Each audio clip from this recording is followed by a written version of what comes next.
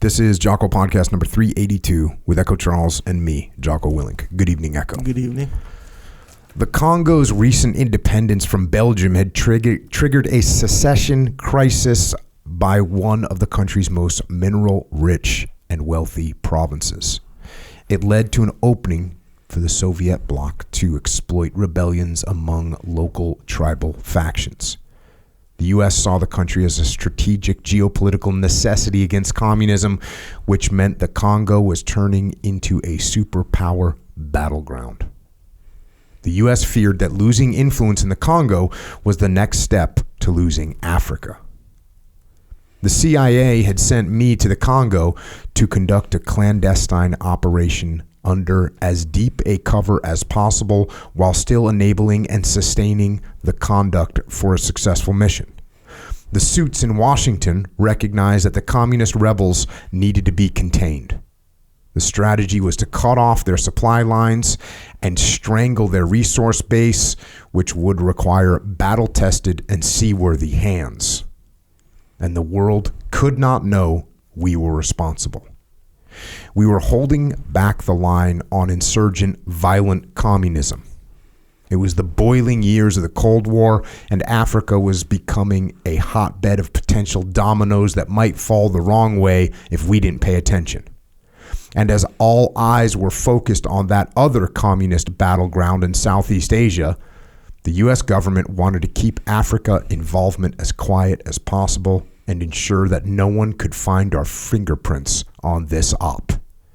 Consequently, one of the most important elements in my Congo mission was to cover the ass of the U.S. government. They needed a guy who had the knowledge and covert experience to make this a successful play. The CIA had determined that I was that guy. And that right there is an excerpt from a book which is called Cold War Navy SEAL. It's written by Jim Hawes, who, as a 26-year-old SEAL lieutenant, ended up building and commanding a small navy in the Congo. A small navy that helped defeat communism in that country, including the communist icon Che Guevara. But it's not all he did in his career. He served with the U.S. Surface Navy, was involved in the Gulf of Tonkin incident, worked with SOG in Vietnam, and has worked and lived around the world. And it's an honor to have him with us here tonight to share his experiences and lessons learned. Jim, thanks for joining us. Thank you. It's a pleasure to be here. It's always fun to talk to young SEALs who are interested in ancient history. Well, it's always nice to be called the young SEAL when I've been retired for 10 years and I'm 51 years old, so I appreciate it. But I guess everything is perspective, right? I'd trade you. Oh, no doubt. I always look at the younger guys. I'd trade with them in a heartbeat. Yeah, thanks for coming down. And I guess this is a lot of stuff to cover. Let's jump into it. Let's just talk about, you growing up. So you were born in Oklahoma, but you didn't grow up there, right? Oklahoma, then the Panhandle of Texas during the Second World War. My dad was a Pacific battleship sailor. So what year were you born? 39. Okay, and so what do you remember about the Second World War, if anything? Oh, well, I remember my General MacArthur's uniform. I remember my father sending me a bracelet made out of plexiglass from a Japanese kamikaze that hit their ship. He was in damage control. I remember the first time I saw him, which was after he had been away for 3 years, and of course I didn't know what he looked like. All I knew is there was that guy standing there in a sailor uniform, and he had to be the guy. And I set the world record in broad jump, leaping into his arms. I remember that very well. So, and then of course I remember the end and all the victory. What year did he come home? He came home in 46. And what year did he leave? 42. So you just didn't remember the beginning, and then you're growing up. Yeah. You're listening to the news, or I guess reading newspapers, or is your mom telling you what's going on? Well, Yeah, whatever I knew from my mother. Right. And of course, you had some radio, but mostly it was from Mom. Yeah. Mm-hmm. And this was while you were in Texas. This is while we were in the Panhandle of Texas. Yeah, Amarillo. My mother was the classic World War II. What do they call them? The riveter. Rosie the riveter. Yeah, except her riveter was in a synthetic rubber plant in outside of Borger, Texas, and because it had taken all the rubber in the world, so Phillips 66 built this butadiene plant, synthetic rubber plant, and every morning we'd get picked up in a bus in Borger, and I'd get dropped off at what today would be called a daycare center. And she would go make synthetic rubber, pick me up, and we'd go home. That was what it is. And my first year of grade school, they weren't building classrooms. They weren't building houses. So we didn't live great. 55 years later, I got to say this without choking up. 55 years later, she apologized to me for the way we had to live during this time, because it wasn't good. But of course, I didn't notice it. It's with my mother, and that's the way kids are. And as long as we were together, I didn't pay any attention to anything else. But it had bothered her all those years. Sure. Isn't that amazing? Anyway, yeah. So, how was your dad when he came home? How was his hearing? I always think about those World War II guys with the guns firing, and they didn't know about hearing 16-inch guns on that ship and damage control. He didn't talk about it once, except one time after one of those kamikazes. He said there were 23 guys in damage control, and 21 of them got wounded. He was one of the two. He never really talked much about it. And of course, in retrospect, I didn't ask all the things I should have and could have asked. But I never. He was fine. He was like all those guys. He was ready to get back at it and be with his family and support his family, whatever. And what did he end up doing for a living when he got back? Well, he did a lot of things. He got a job in Wisconsin when he got back, and so we got on a train and went to Wisconsin to join him. A little town called Beaver Dam. Population 10,000, and he worked for the local lumber company, and he ran the cement block plant, and he was involved in home building, and he was always in sales type stuff. He had quite an outgoing personality, and so we were there for the next 10 years or so, and I went to there's a local private school called Wayland Academy, which is the oldest coeducational private school in the country. And I got a scholarship there, which changed my life, because Beaver Dam wasn't exactly the launching pad for colleges and universities around the area. And the headmaster was a guy named Ray Patterson, who was the guy who built the Milwaukee Bucks and the Houston Rockets. He was a hell of a guy. He'd been an All-American basketball player at the University of Wisconsin in the early 40s.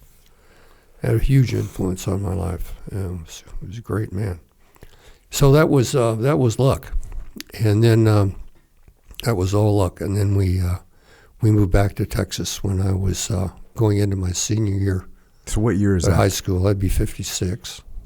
So you're just growing up in the like one of the most iconic periods in American history. No question about it. And did you? I mean, everything is everything. Everything was possible. Everything was possible. And of course, that's the way my parents were. You can do anything you want to do. Go get them. So. Were you playing sports in high school? Oh yeah. What'd you play? Yeah, I played football, basketball, track, and tennis. Yeah. Mm-hmm. And the music, I mean, you got Elvis, like it's just an iconic time. Is that what you remember? I remember when Elvis was first on Ed Sullivan's TV show. Yeah, that was a big deal. I think that was in 56. Maybe it was spring of 57, I can't remember. But anyway, yeah. So you're at this time, are you thinking as you're growing up, are you thinking about joining the military? Well, everybody did. Everybody had a had a service requirement. So you always assumed that you would do that, and I having seen Richard Widmark and the Frogmen, like so many of the other guys, I said, that's for me. And but I always knew I had these terrible eyes, so I had to. But I also knew somehow I was going to do it. Just never, there was never any doubt in my mind. But you ended up going to college right after high school. Yeah. Mm-hmm. And then what was the college experience? Again, you're like in the most prime. Oh, the worst 4 years of my life was college. Worst 4 years of my life. I had no fun. I had no money. I had no fun. I didn't know what I wanted to do except get out and go to OCS. That was a 4 years wasted time, and I should have gone into the military right out of high school and then gone back to college. But I've made that recommendation to a lot of kids over the years. Yeah. When you're 18 years old, you're not ready to go to college. You want 4 more years of sitting in a classroom. Yeah. Yeah. So, no, that was well. That was so good that I spent my first 4 weeks of college at the University of Texas. Had a girlfriend in Wisconsin. I was a walk-on in Darrell Royal's first year at the University of Texas, and he was an icon coach, football coach in Texas, and I guess around the world, around the country. And so Darrell Royal in his first year when Texas was coming off the floor wasn't interested in a 155-pound quarterback who couldn't see, and plus I had this girlfriend in Wisconsin. So I came home from my first weekend in college. My mother's all excited. I'm first guy to go to college, of course, in the family. And I said, well, I'm going to Wisconsin. Needless to say, it caused some hate and discontent at the table. And my dad took my side, and I remember when he drove me to the bus station the next morning to get back to Austin to throw my stuff in a box and get on a train. He said, I want you to know that's the first time your mother ever went to bed mad and woke up mad. Ooh. So don't screw up. Well, of course I did. But then I spent the rest of that year at a really good place called Lawrence, now called Lawrence University. It was called Lawrence College then, in Appleton, Wisconsin. And then I was so ashamed of myself by the end of that year. I said, "This is just crazy. I'm going to start all over forget sports. I gotta do something right." So I went to SMU, and there was a dean there named Mac Adams, and I said, "Dean, I got no money and I'm on academic probation, but I said the dean at Lawrence will give me a recommendation and help me get some jobs. I'd like to go to school here." He said, "Fine." So he helped me get a couple of jobs, and so I finished I basically did 4 years and 3 years at SMU. And you just worked hard the whole time? Yeah, I just worked hard. I had jobs, and I just had extra load of classes. But it became a matter of pride to finish in 4 years, which is stupid because all it meant was my grades weren't very good. So you can understand when I said to my son, who's now in college, "Son, you can come to me with any problem, any concern you got, because you can't make any mistake that I didn't make." So at what point did you start applying to? Did you have to apply for OCS? Yeah, or how'd that work? applied to OCS. I did it during my senior year, and so I graduated, I think, May or June, and I went to OCS in August. What year was this? 1963? 1961. 1961. Yeah, 1961. So I finished OCS because of Christmas, et cetera, in February of 1962. Okay. And your first job was as a surface warfare officer, right? Well, on a floating refrigerator. It was USS Vega AF-59. It was a reefer. And I was the damage control. So it's a literal refrigeration ship? Yeah, I did all the undersea replenishments. Yeah, hell of a captain, a really good captain. So that was really good. It was good. It was a good experience. I became an OD, officer of the deck underway, et cetera. I mean, it's not exactly like being officer of a deck of a destroyer in formation, but it's It's called independent steaming. and so so I'd bought myself some contact lenses with my first paycheck when it was in OCS. So I had my contact lenses. And contact lenses at the time were brand new technology type thing? Well, they weren't in the forms. They didn't have anything about contact lenses in the Navy forms. So you got a little section in your book about this. I thought was pretty good. You say here, I considered applying to become a frogman. And you said that because you saw that Frogman movie. Yeah. Mm-hmm. Did your dad tell you anything about Frogman, or they didn't even know about it? No, my dad didn't tell me anything about it. You say, but my eyesight was enough to keep me out of the SEALs altogether. To enter the Navy and attend officer candidate school to become an unrestricted line officer, I needed a medical waiver. My eyesight was 2200, the worst allowable under the required medical standards if correctable to 20/20 with eyeglasses. So I purchased contact lenses with my first Navy paycheck. I was fully aware that my eyesight might prevent me from even entering the Frogman training. I went to Yokosuka Naval Base Hospital and timed my eye exam to occur during the lunch period. There was a corpsman striker, a medic in training, on duty in the unit. I knew his minimal medical experience would yield the least resistance to my desired result. I said, Corpsman, I need to get back to the ship. Can I read the chart to complete this exam? With contact lenses in, I read the chart and passed with excellent 20/15 vision. There's nothing on any of the forms that questioned the contact lenses or anything related, since the forms had not kept pace with the technology. My application sailed through channels, and I got immediate orders to report to underwater demolition team replacement training, class 29, commencing January 2nd, 1963. I was in. Yeah, I was, of course, in terrible shape because I just got off the ship and went east to stop for Christmas with my folks, and went east. And the moral dilemma that I had was the officers carry their medical records, and I looked in my medical jacket, and sure as hell there was my waiver, the last page in the jacket. And so did I tear it out or did I leave it in? Well, you can't. You've got an oath, and so I thought, well, let's see if God wants me to be a frogman.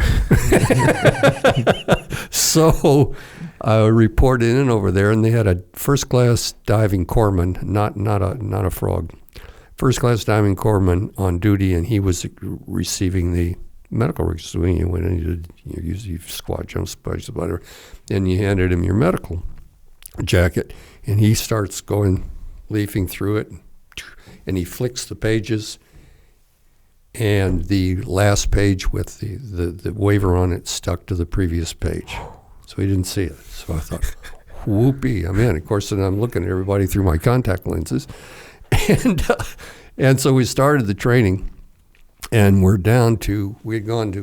just finished Camp Pickett, which was about halfway through training. And so you're going through what they used to call UDT replacement training, which is now called BUDS, and you're going through class 29, and this is on the East Coast, because for a while they ran SEAL training on the East Coast and West Coast. Yeah. You're on the East Coast, which is in Virginia. Right. And it's January. It was the snowiest winter they had in recorded history in Virginia. I'm going to tell you something that you will understand this, having been an instructor. The days leading up to Hell Week was pretty nice weather. And the instructors kept saying, it always snows for Hell Week. We go to bed on Sunday evening, and the weather's not bad. After midnight, it all cuts loose. We fall out of there, stumbling all over ourselves, and we fall down in the snow. You can imagine the psychological impact that had. These instructors they do magic. And that was the start. That was the start of it. And it was cold, Jesus. And but you weren't really physically prepared because you've been on a ship Yeah, I knew I was. What did you know about SEAL training? Nothing. No, the movie. I didn't know anything about it, except it was going to hurt a lot. That's all I knew. I met some guys at the officers club in Yokosuka who knew something about it, and they were telling me we were having drinks, and they were telling me about it, and I thought, well, shit, I guess this really is going to hurt. But what do you do? You just do what you have to do. So. How long was it? Was it like 6 months long? The base, it was 6 months long. Mm-hmm. Yeah. And was there anything that really challenged you? Did you have a hard time? Like, were you good in the water? I was good runner. I was good on the obstacle course. I was good in the water in the pool. But when we got into the ocean with those heavy duck feet on my skinny little legs, and that was painful. And I remember we're in Rosie Roads for training, and we're I don't know, I think it's 3 mile swim or 5 mile swim where you're going around the island, and it was a 3 mile swim. I got more than 6 feet away from my swim buddy. So the next one, which was I guess 5 miles, whatever it was, a little fuzzy in the thing, but it was a long way. They put a 3-inch hawser tied me to my swim buddy. So I was we were dragging that thing through the entire swim. I'm crying like a baby in my face mask. I mean, it really hurt. But it finished. The pain will eventually stop. And of course, when you're swimming around and the tide's going the wrong way, all you remember is and you try to get into the coral to break it up, but you don't want to get the coral and get cut to pieces. I remember stroke, and looking up, there was this little house or shed or something up on this point in this hill, and we're as close into the coral as we can get. And I'm stroking, Yeah.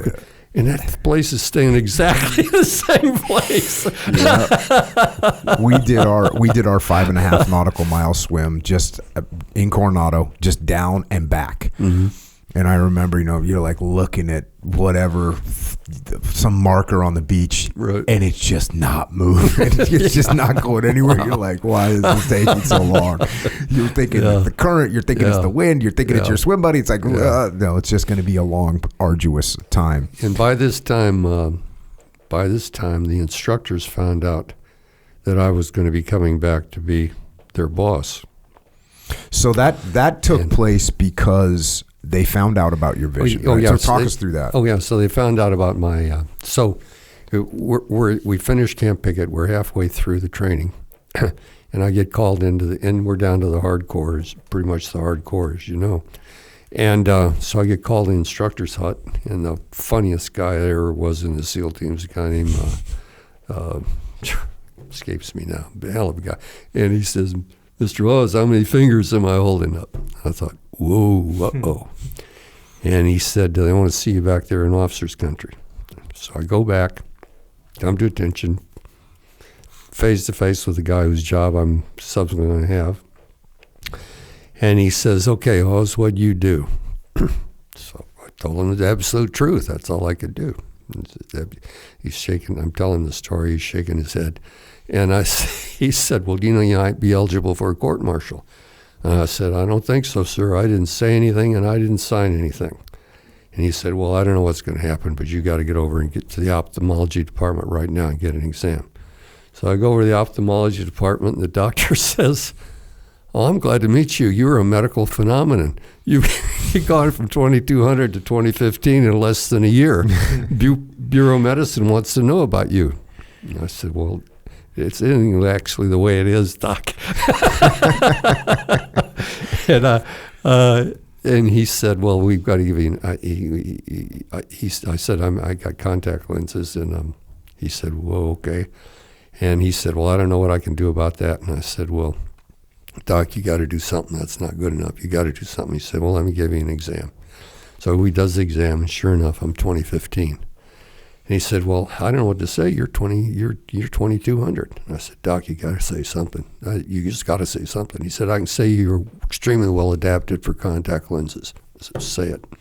So he said it. So I go back to the training. I'm missing some evolutions. And of course, the instructors aren't happy about that. And nobody knows what my status is going to be or whatever. So I get called over to the senior medical officer in the Atlantic Fleet. And I'd seen this guy watching training. He liked to come watch training, whatever. So I get called in to see him. I walk in, ramrod straight, attention, Ensign Hawes reporting is directed, sir, blah, blah, blah. He just looks at me. And he just looked at me like he was looking into my soul. And finally, I couldn't stand any longer, and I knew this was it. This is the court of last resort. So I just, from the tip of my toes, the intensity just came out, and I said, Admiral, I'm standing first in my class right now, so don't tell me I'm not physically qualified. And he just kept looking at me, and finally said, okay, I'll recommend a waiver. As far as I know, it hadn't been done before. So I was always grateful. You got to see a guy like that will take a situation on its merits rather than just go by the.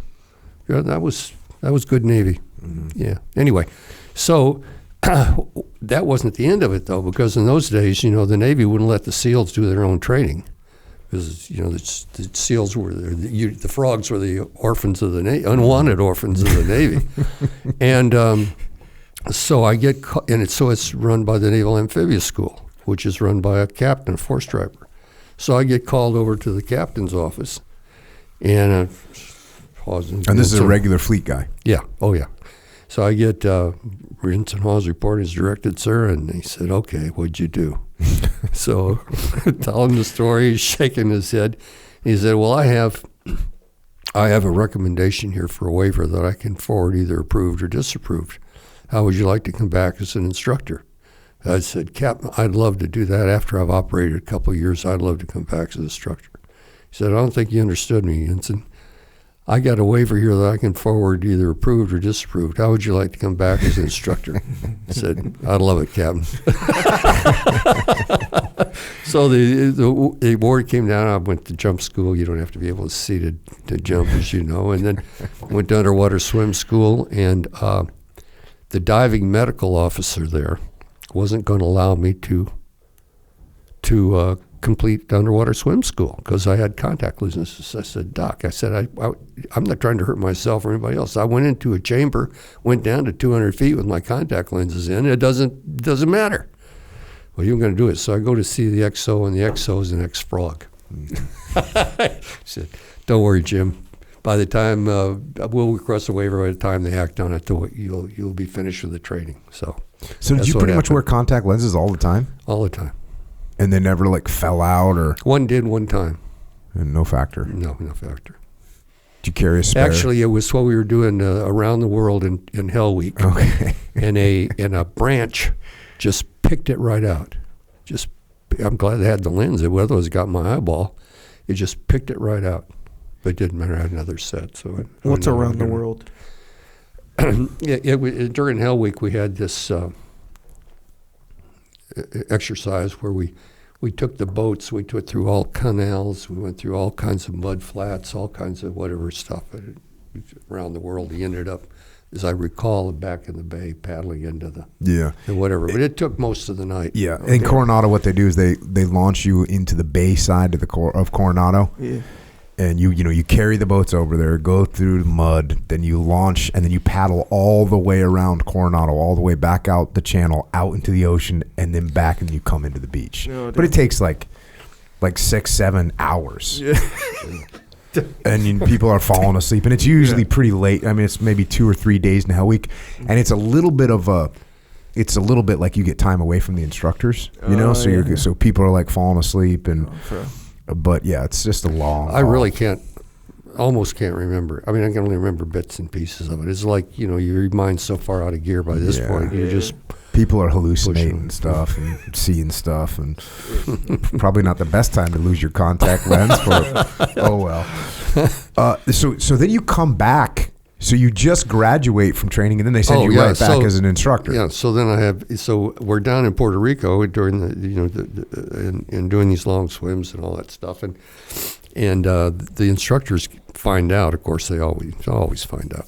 And Master Chief Tom Blaze, who is one of the old legends,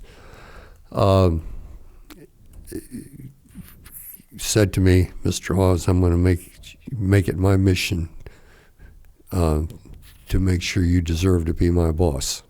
So I had his personal. So you asked me about swimming. So I had his personal attention in Puerto Rico, and I'd be on those long swims, and my legs would be like rubber, and Blaze would be on my ass. So I got a lot better at it, but I was never really one of the top guys in the water. Were those UDT guys that were putting you through training? Were some of those guys World War II guys or Korea guys? Yeah. We had a guy named John Parrish who drove the landing boats at Iwo Jima, or no, at Tarawa. At Tarawa, we had a fabulous guy just died a few years ago named Jim Cook, who was a World War II frog. We had a fabulous guy named Chester Cleveland. Actually had him later, Chester Cleveland Stevens, who had gone to work for the agency, and he was down at a base they had in North Carolina when I was doing some training for the agency down there, and conducting some training for the agency with Chester. And he was one of the guys whose body they used when they put together the Navy diving tables. They would put him in a chamber and take him down, and he met the woman who was his wife for 50 years or whatever. She was one of the nurses on the chamber, and so they'd take him down, start to bring him up. If he started to bend, we'd quickly take him back down again. Dang. Oh, hell of a guy. A hell of a guy. What was his name? Chester Cleveland Stevens. The guy that they based the Navy. No, he was one of the. I don't know. I'm sure they had more than one, but he was one. That's still crazy. Yeah, crazy. But what else they were going to do? Trial and error. I mean, how was she going to do it? So anyway, and Benny Selinsky, Chief Selinsky, was our chief instructor, and he was a World War II guy. Hell of a guy. And all these guys treated me when I reported into the, after training, treated me like I'd been their teammate for 20 years and the best they ever met. I mean, they were so professional. This is a fabulous year. And then, how many classes did you watch get put through? Two. What'd you learn from watching classes get put through, especially because it was so fresh in your mind? I sure learned that you can't tell anything about anybody that you can't see inside of. Mm-hmm. It's a weird thing, isn't it? Yeah, and how to try to get a little better at how to look inside, but it's pretty hard. You gotta put people under stress of one kind or another to find out what they're made of. It's very bizarre. I went down right after a report. I went down to Key West to screen people that were going to apply. I came back and I said to the instructors, I said, "Well, I met the guy who's going to be honor man this next class." Famous last yeah, words. Mr. Hawes, yeah. That damn guy was the first to quit, not the second, the first to quit. Well, you can imagine the flack that I took from these guys on that one. What made you think he was going to be so awesome? He was just really good physically. Mm-hmm. Even after having just gone through it, I still undervalued the mental toughness it takes. I had a friend. He was a captain, and he was very, very careful. And he's never recommended anybody. He would say this. He'd say, "I'm never recommending anybody." And finally, this candidate came along, officer, and he spoke a few different languages, and he had all these assets, and went to some Ivy League school. And this particular captain was very forward thinking, and like, "Oh, we need to start learning languages." And I think he spoke, like some crazy combination of languages, like Farsi and Chinese. I mean, some really good combination. Yeah. So he finally breaks down and gets this guy to go to Buds, and same thing. I didn't remember. I didn't know about any of that part. I only knew when the guy quit, and I was in the office when this guy get the word. "Are you kidding me? Are you kidding? I'm never doing this again. I'm never recommending anybody again." Well, in the next class, we had this officer, really good physically, top Ivy League university, spoke fluently Spanish and Portuguese, had everything. And the instructors were saying, "No, this guy's Mr. Smith's going to be honor man." I said, "Nope. I'm telling you, this guy has imposed his own limitations, and when he hits them, he's going to quit." Ha ha ha! Yeah, what about so and so? So we start Hell Week, and on the first day, I ease up to him as we're running on the beach in the afternoon. I said, "How you doing, Mr. Smith?" "Fine, instructor." I said, "Mr. Smith, these instructors think you're going to be honor man, but I think you're going to quit." And never, instructor. "Okay, well, when you get ready, let me know." So I ease off the next morning, on the next afternoon, Tuesday. And it's a beautiful day. I said, "Mr. Smith, how you doing?" "Oh, fine, instructor." I said, "Mr. Smith, look at all those ships exercising out there in the bay." I said, "All the smart officers are sitting in the wardroom drinking coffee. Why are you here?" "Oh, I'm going to be a frog, instructor." "Okay, well, I don't think you are. When you're ready, let me know." Wednesday. "Mr. Smith, I can see you're dragging. You sure you want to put up with this? I mean, you're so smart and well-educated and whatever. You sure you want to do this?" "Yes, instructor." I said, "Well, I don't think so, Mr. Smith, but when you're ready, just hand me your helmet." Thursday afternoon. Thursday. Is this Hell Week? This is Hell Week, so we made it through 4 days. Okay. Yeah, Thursday afternoon. I said, "Well, Mr. Smith, you ready to quit?" "Yes, instructor." He hands me his helmet. Yeah, how do you know? And we had another guy, you probably heard of him, named Randy Wise. He was jump happy. He was a parachute guy. I have heard of him. Wonderful guy. And he was in the same class. So I thought, well, I'll work. I always worked on the officers. I didn't, I worked hard on the officers. And so I went up to Randy on the same beach, same sort of, "How you doing, Mr. Wise?" "Oh, fine, instructor." I said, "Mr. Wise, what makes you think you're going to complete this training?"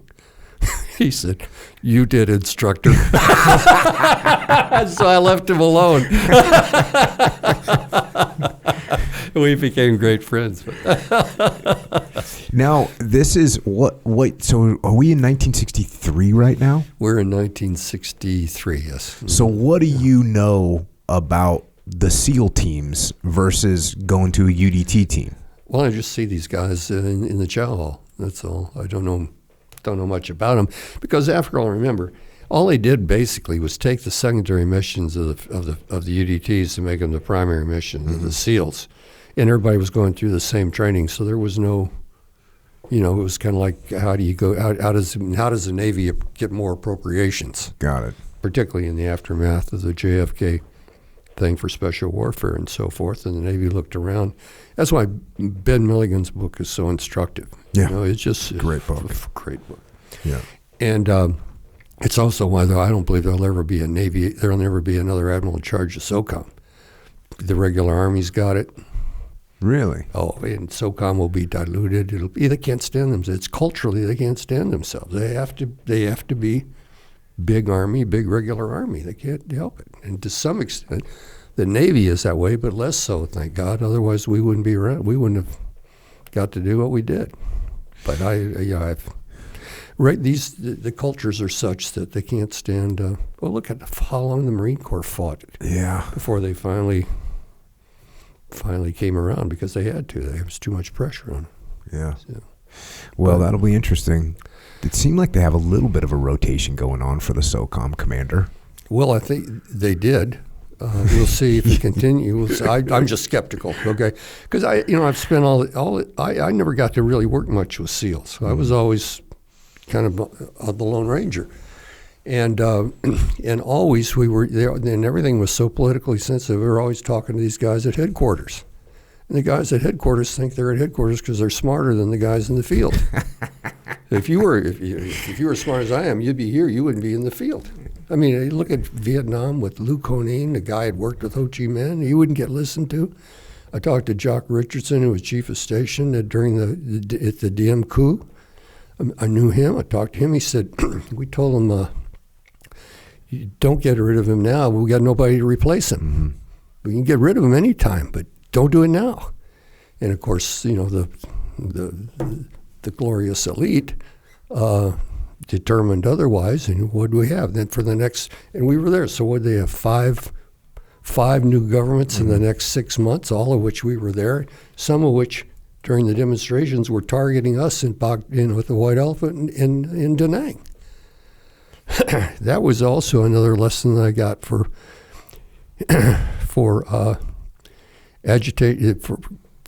crowd manipulation in the communist agitation propaganda department of how to control mobs.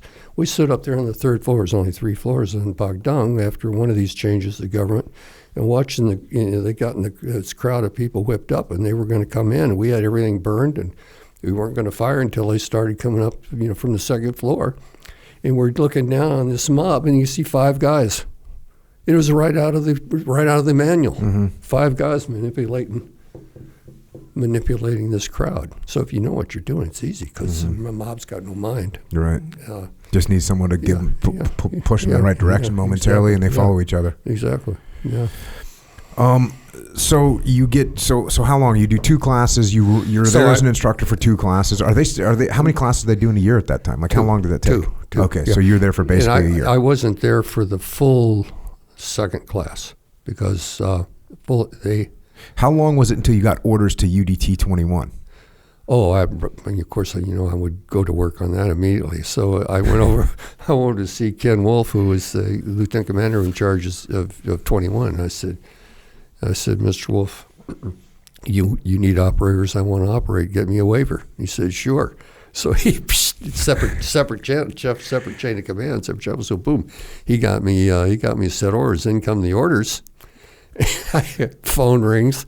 It's Captain Lee at the Naval Amphibious School. Hawes, get your ass over here right now. So I wrote to Lieutenant, it's Hawes reporting as directed, Captain. You frogs are always pulling this crap.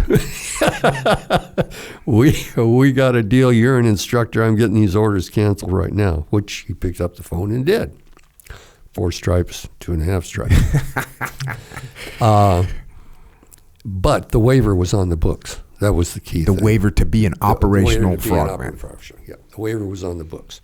And that paved the way then for when Tarbox called me from SEAL. That paved the way for when Tarbox called me from SEAL Team 2 and said, you want to go to Vietnam? I can't tell you what it is because I don't know. If yes, how soon can you be ready to go? So yeah, so you have this waiver in the books, which means despite your eyesight, you're going to be able to go and operate. You get the orders get canceled at UDT 21, and you got a little section about this in the book. You say, almost a year later, I received a phone call from Tom Tarbox, SEAL Team 2 XO. He was calling with the kind of offer I'd been waiting for. I have 2 questions, he said. 1, do you want to be assigned to Vietnam on a mission so secret that it comes right straight out of Secretary of Defense McNamara's office? And 2, how soon can you be ready to go? I replied, yes, sir, in 24 hours. There were very few officers available with my experience, and Tarbox knew I was more than ready to join an operating team. When Captain Lee heard about it, he was infuriated with me all over again, thinking I had circumvented him and the agreement we had made. He summoned me to his office yet again, and after venting his fury, he picked up the phone to get my orders to Vietnam canceled. A struggle to hold in this surging joy as I watched his demeanor turn from imperious to obedient. He finally hung up and said, congratulations, Lieutenant J.G. Hawes. Whatever it is, it's so politically sensitive, it comes straight from Secretary McNamara's office. Is there anything I can do to assist you? So I was off to Vietnam. Reported to SEAL Team 2 the next day and had a cup of coffee with Tarbox, and my life as a covert operator began. When I went to the 25th reunion, which was not anything fancy like they do these days, of SEAL Team 2, it was in a bar in Virginia Beach, and you know the name Eagle Gallagher, Bob Gallagher, Eagle. Yeah. Eagle Gallagher walks up to me like he's about to beat my ass, and he said, "What are you doing here?" And I said, "I'm here because I belong here." And you speak to Tarbox if you got any question, you got any doubt. Well, of course, then he swinged up in a hurry, but it was I must have had the shortest tenure in SEAL Team 2 in anybody in history. So yeah, that's I like Captain Lee just having to go from you're not going to. Is there anything I can do to assist you? Well, but again, that's another kudo for the Navy, because the guy said, okay, geez, whatever, let me help. That's squared away. Yeah. Good point. Yeah. You say here, after detaching from SEAL Team 2, bound for Vietnam, I stopped by to visit my parents and brother. By that time, I was trained and fit frogman, headed for war in the pursuit of my dreams. As I concluded the visit with my folks, my mother put her arms around my neck and said, Jim, take good care of yourself. Please tell them not to send your body home if you get killed. I could not go through it twice. Her words were liberating to me. I knew it was hard for her to let me go, but I also understood and always had that she wouldn't try to deter me. Maybe you had to grow up as she did in the heart of the Dust Bowl and as the wife of a World War II sailor on a battleship to be able to be that strong. It was typical of her to be encouraging of whatever I wanted to do, yet saying goodbye to me twice, once as I departed for war and then again as a casualty, wasn't something she could do. But there were no guilt trips, no whining. She didn't cry. She was completely supportive without a selfish gesture of any kind. Her only other request was, just please write. I was ordered immediately to Military Assistance Command Vietnam, Special Operations Group, Naval Advisory Detachment based in Da Nang, where I would spend the next year participating in the takeover of the CIA's Operation 34A and its expansion and intensification under the Department of Defense. I wrote every week on Sunday night. That's a good son right there. Yeah, that's a good son right there. I guess people have it easier nowadays with email. Oh, yeah. And I think email was a good thing because, if you can call, or nowadays guys can FaceTime, right? Yeah. And then that's cool, but it's lost, right? Yeah. It's very interesting for me to go back. We didn't have that kind of communications. I would call my wife like once a week, maybe once every 2 weeks.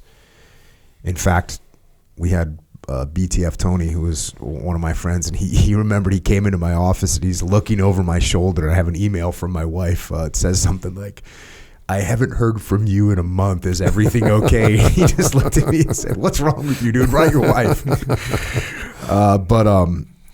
But I think that's cool because now you can look back and you can read your old emails. Yeah. You can read, like, I know what was happening during deployment. I'm looking at what I'm writing my wife. I'm like, oh, I hope everything's okay. And there's a lot of stuff going on deployment, but it's interesting to be able to review that. So, that's a good thing about writing letters as opposed to just a phone call. So you end up with this Mac VSOG in, you say under this authority and McNamara's direction, the military would take over Op Plan 34A, where a principal strategy included the establishment of the Naval Advisory Detachment, NAD. Do you call it NAD or do you call it? Okay. NAD, yes. Employing small boats to run harassing raids against North Vietnamese installations. All 34A maritime operations were approved by President Johnson's National Security Advisor, McGeorge Bundy, and communicated directly to NAD Da Nang with a copy to inform Saigon. I mean, this is micromanagement at the highest level. Oh, you can't believe it.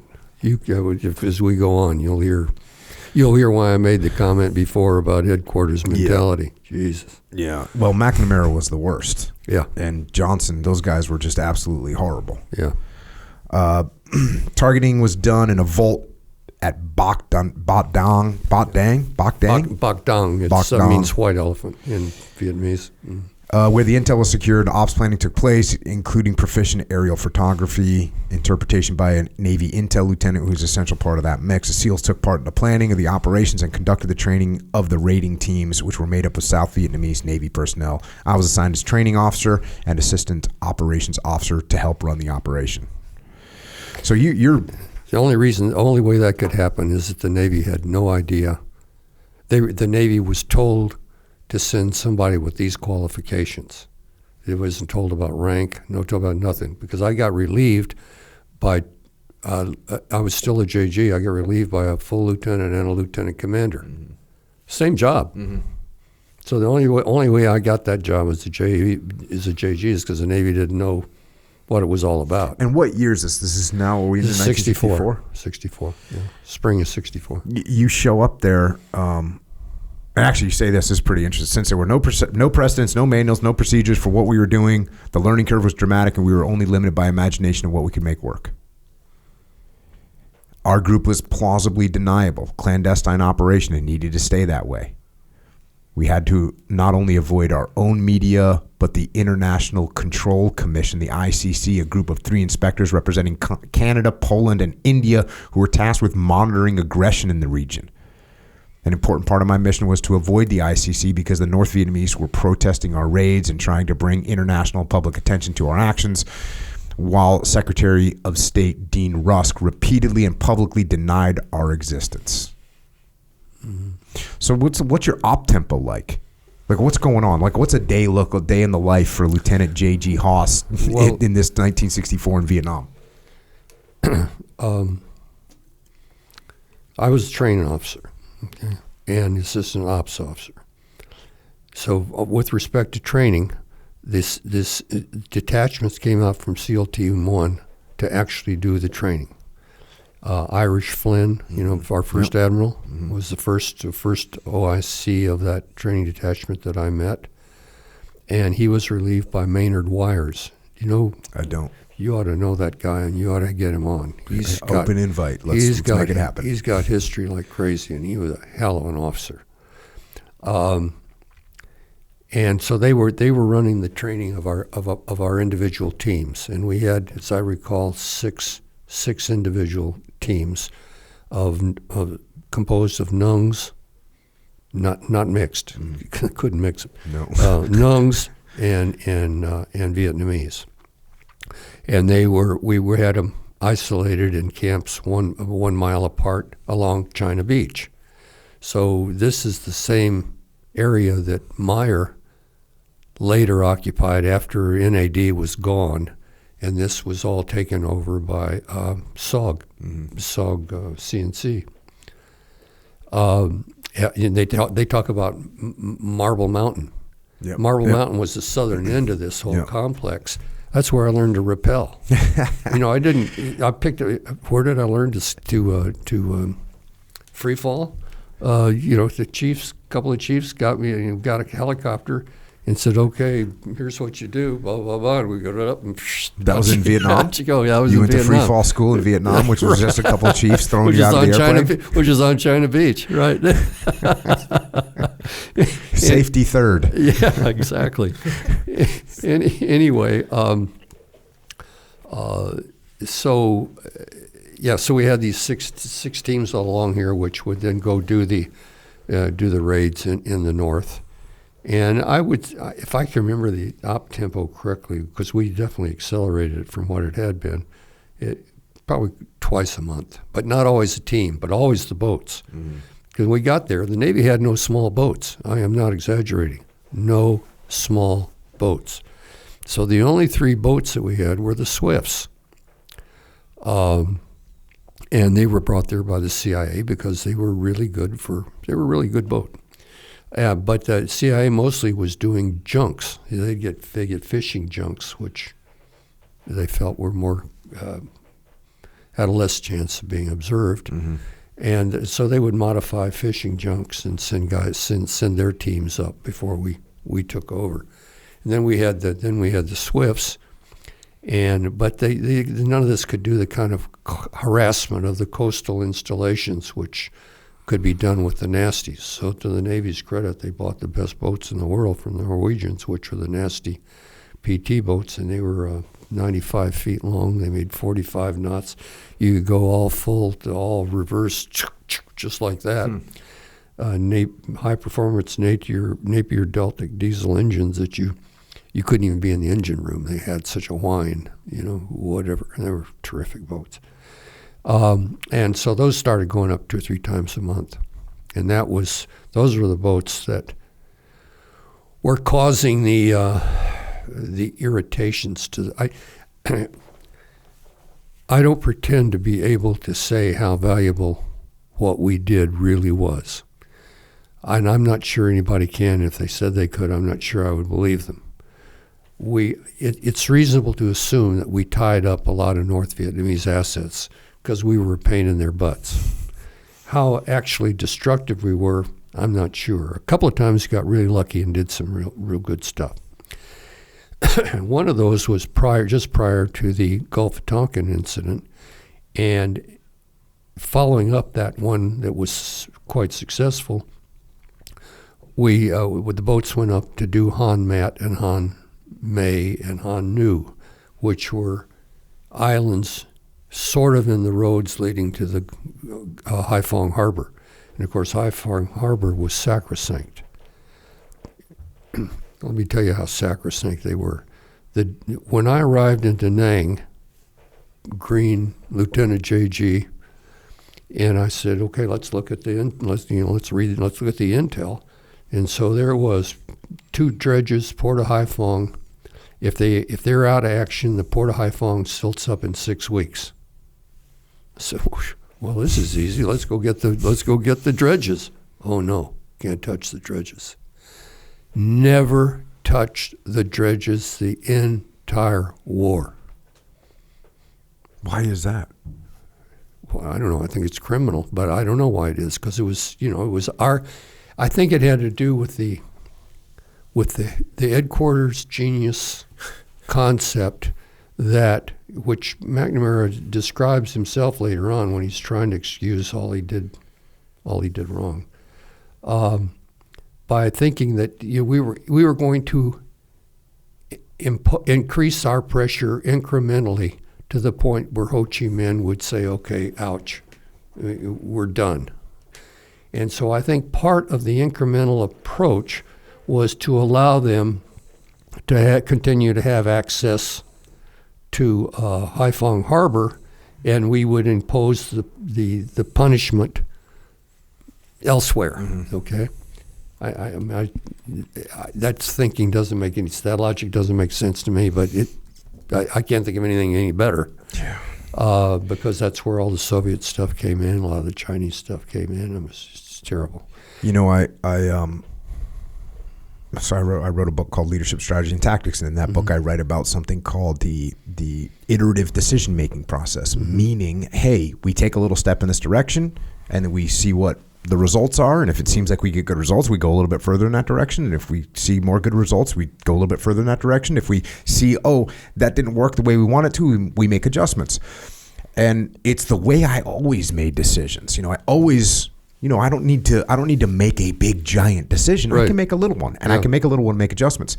And then, as I started reading a lot about McNamara, you get this idea of this incremental approach.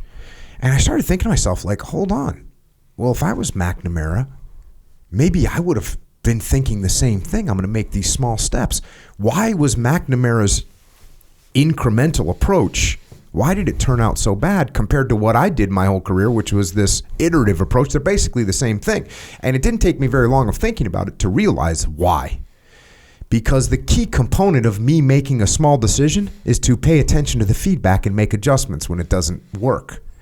And what you can see with McNamara and Johnson is that they were getting feedback and they were just not paying attention to it. They weren't listening to it. They were just saying, no, keep going, keep going, keep going, keep going. And they never paid attention to the feedback, and they continued to take the same approach over and over again, and it never worked. Well, I couldn't agree more. I think that's astute. Yeah, I couldn't agree more. Mm-hmm.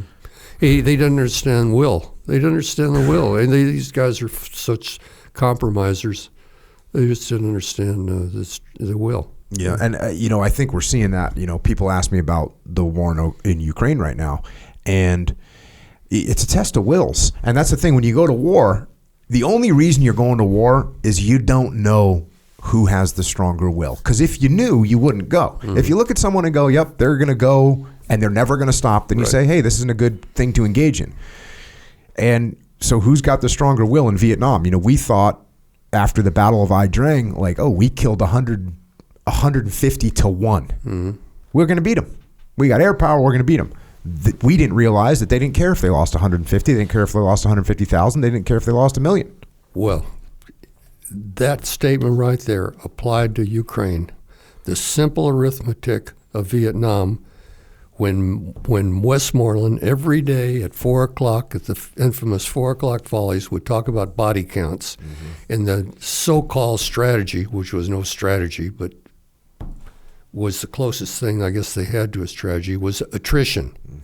And nobody ever stopped to look at the simple arithmetic that the birth rate in Hanoi always exceeded the attrition rate in the South, ensuring an unlimited supply of manpower.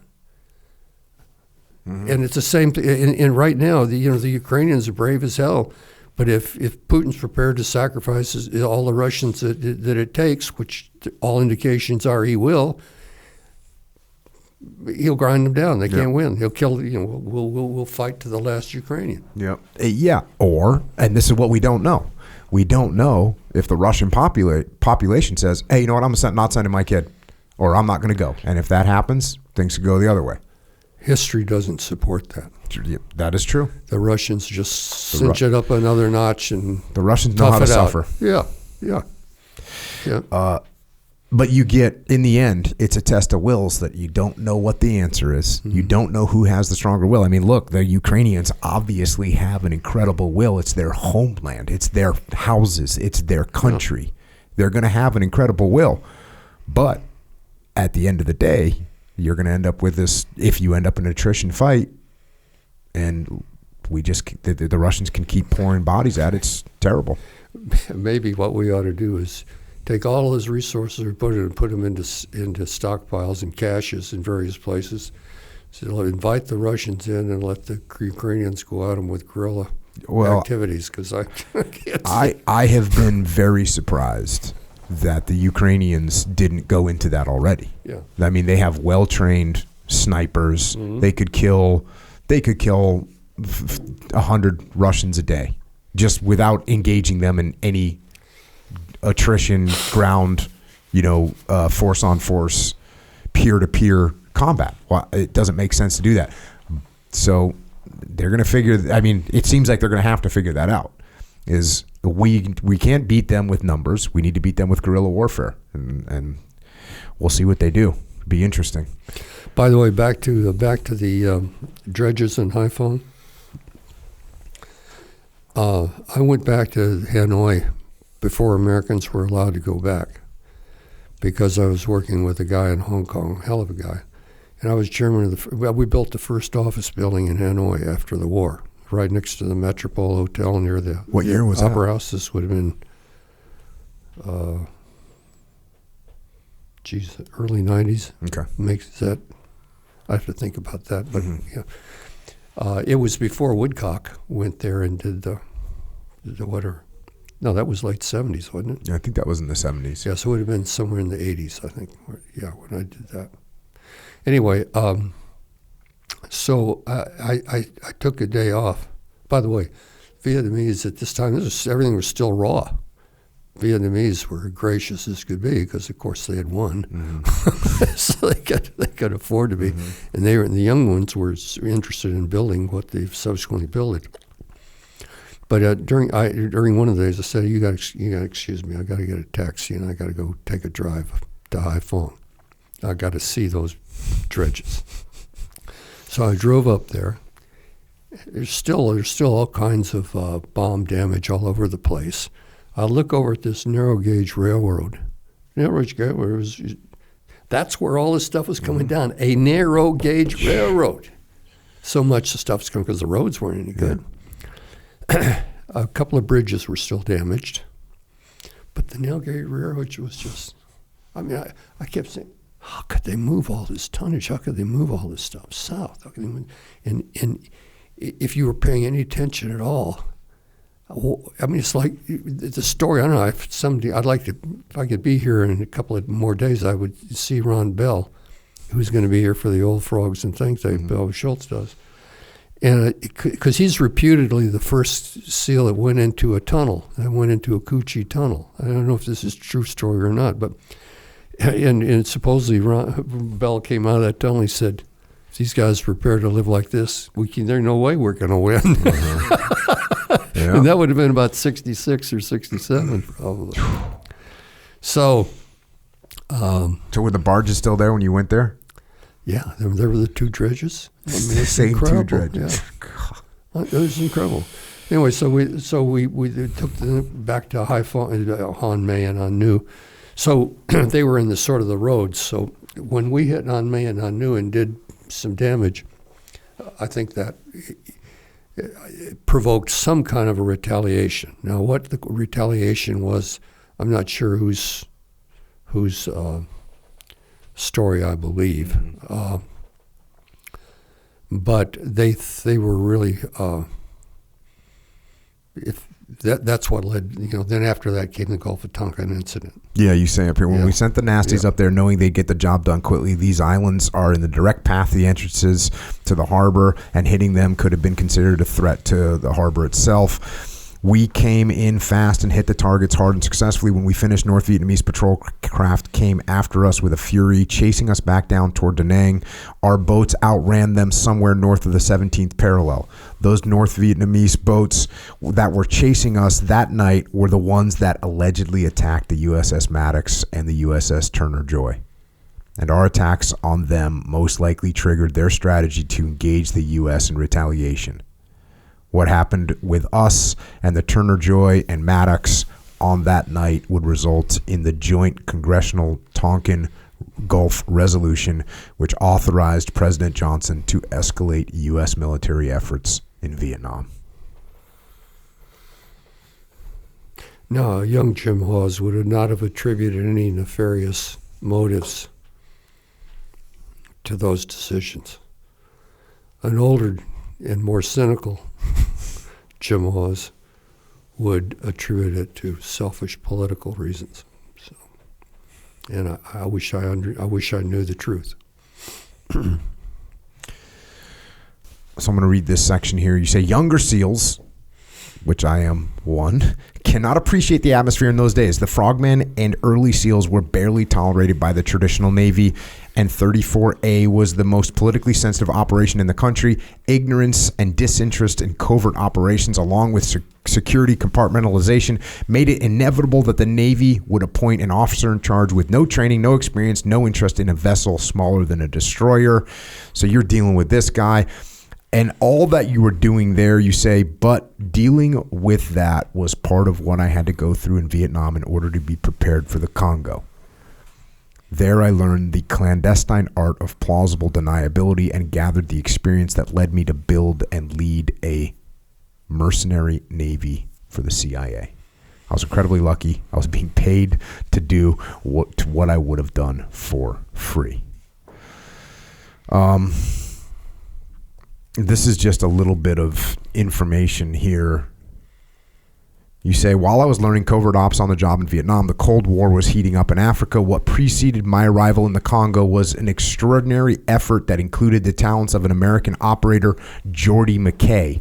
He did everything he was supposed to do and more. As a one-man show, McKay was in the Congo to work with 5 Commando as he made up the entirety of the U.S. clandestine maritime paramilitary team. The agency had sent him there before they sent me, and no contribution was more vital to mission success than McKay's. But through an event in the middle of a crucial battle, McKay made a judgment and acted on it, and it was exactly the wrong decision, according to the State Department. Because of that, the operation became available to me, but the groundwork for our mission success lay in actions McKay took at a place called Fizzy Baraka. Am I saying that right? Fizzy. So it's just like it's written, Fizzy Baraka. So now we're talking, it's 1965. The Congo battlefield had heated and cooled to a varying degree of ferocity over the preceding several years. The Simba rebels, and these are communist rebels, were a ragtag bunch of untrained renegades more interested in pillaging and butchery than ideology or cause, but they began to receive the support of communist advisors and troops who had been training in Eastern Europe and China, and supplies of weapons and ammunition steadily increased. The U.S. worried that Soviet bloc reinforcement and training the Simbas might actually turn into a coordinated fighting force. That notion began to drive policy. You talk about McKay, and by the way, I always have to say this. I'm reading chunks of this book. I'm reading a small percentage of the book. There's all kinds of details in here. There's an incredible story that's flowing through. We're hitting the highlights of it, but get the book so that you can get all these details. Some of the you talk about McKay. McKay left the Navy in 1950 to start a salvage business in Cuba, and eventually he gets pressured out of Cuba by the communists. He gets put out of business. The person that put him out of business in Cuba was the minister of industry, which is a guy named Che Guevara. That's the guy who put McKay out of business when he started this company down in Cuba. And after he gets forced out of Cuba, he goes back to the CIA because he was in the CIA before. So McKay, and we'll get into who he links up with, a guy named Lieutenant Colonel Mad Mike Hoare. He's the commander of these 5 commando mercenaries. And these guys kind of join up. They get some vessels. The 5 commando they start doing basically amphibious operations. There's this giant lake. How do you say that lake? Tanganyika.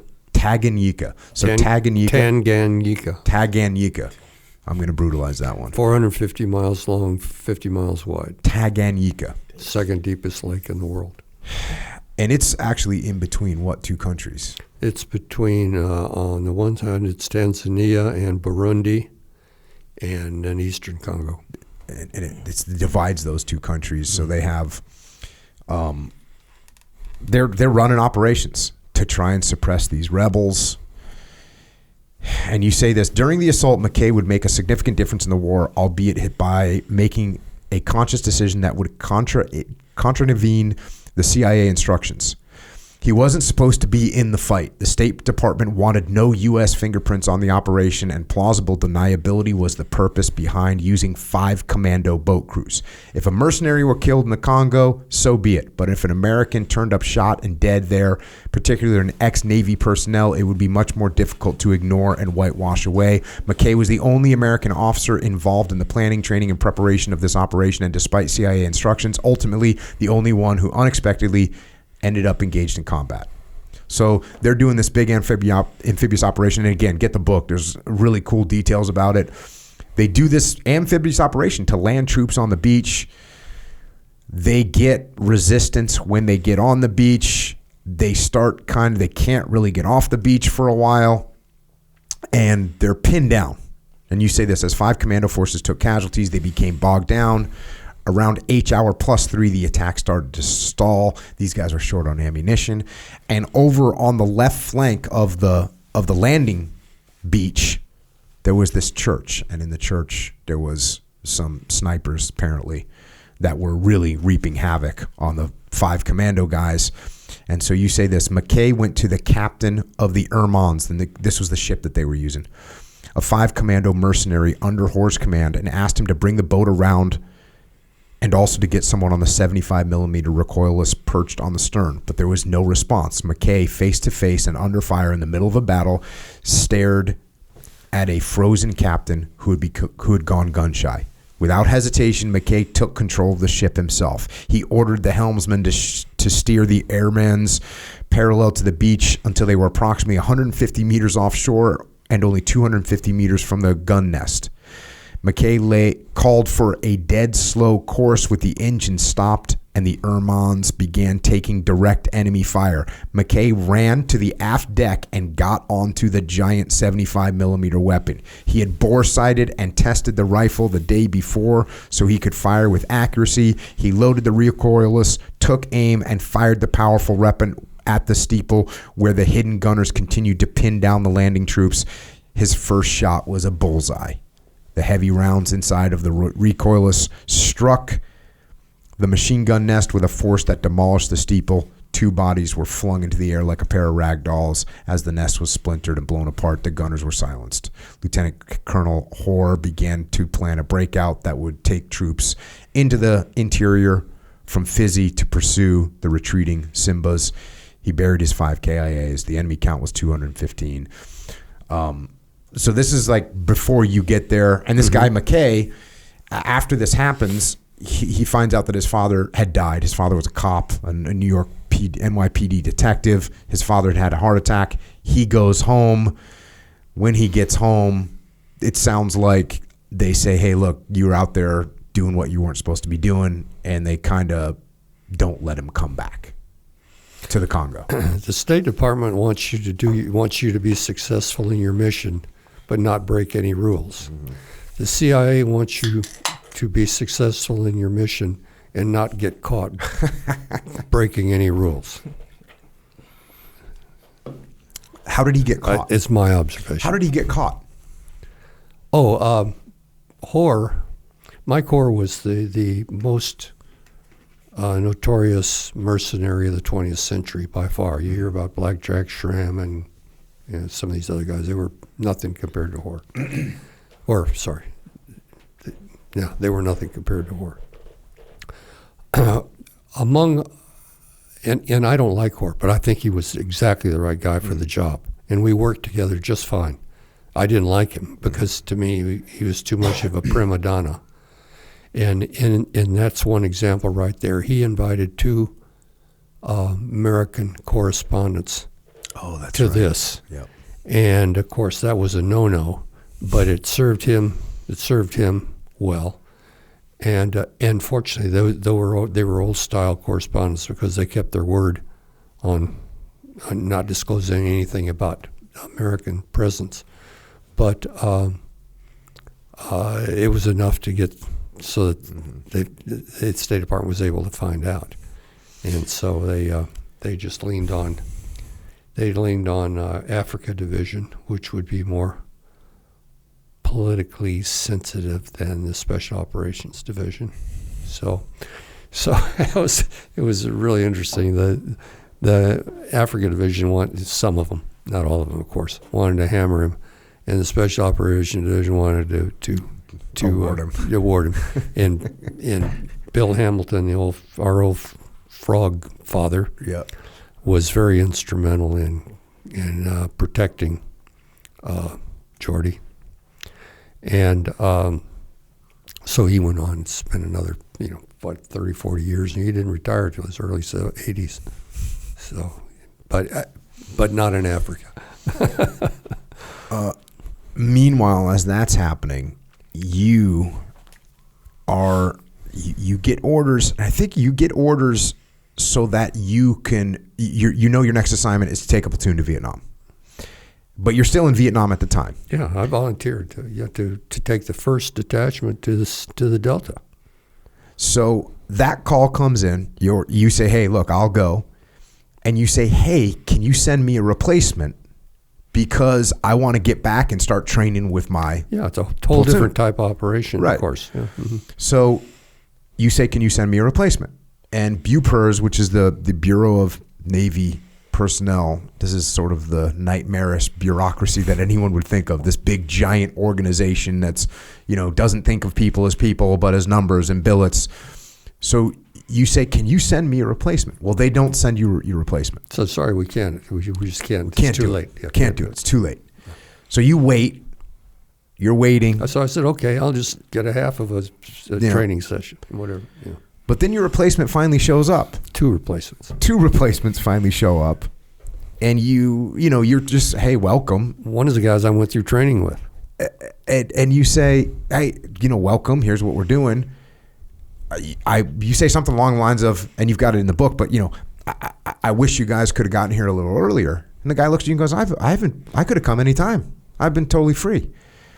And you got so frustrated that you it was the cavalier attitude or the nonchalance or the whatever that just it hit me at exactly the wrong time. Just the fact that BUPERS could have sent a replacement. Yeah. Here you are, you're in war, you're getting ready to go back to war.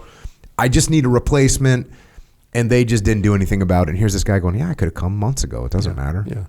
And you got so pissed off that you called BUPERS. Oh, I picked up the phone and got right in those days.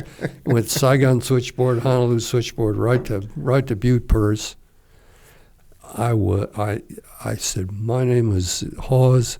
My file number is 653959. I'm on a voluntary extension. I want out of this Navy right now." I'm on a voluntary extension. Boom, in comes a set of orders. Goodbye. That was it. I mean, you went back to San Francisco. Went to San Francisco, mustered out. And then started making a slow drive across the coast, because by this time I'd cooled off and said, geez, you love what you're doing. What the hell did you do? I'm constantly telling people not to make decisions when they're emotional. This is why. Because you're in the freaking teams. Yeah. You have the best job in the world. You get pissed off. Yeah. And so you say, I'm going to get out.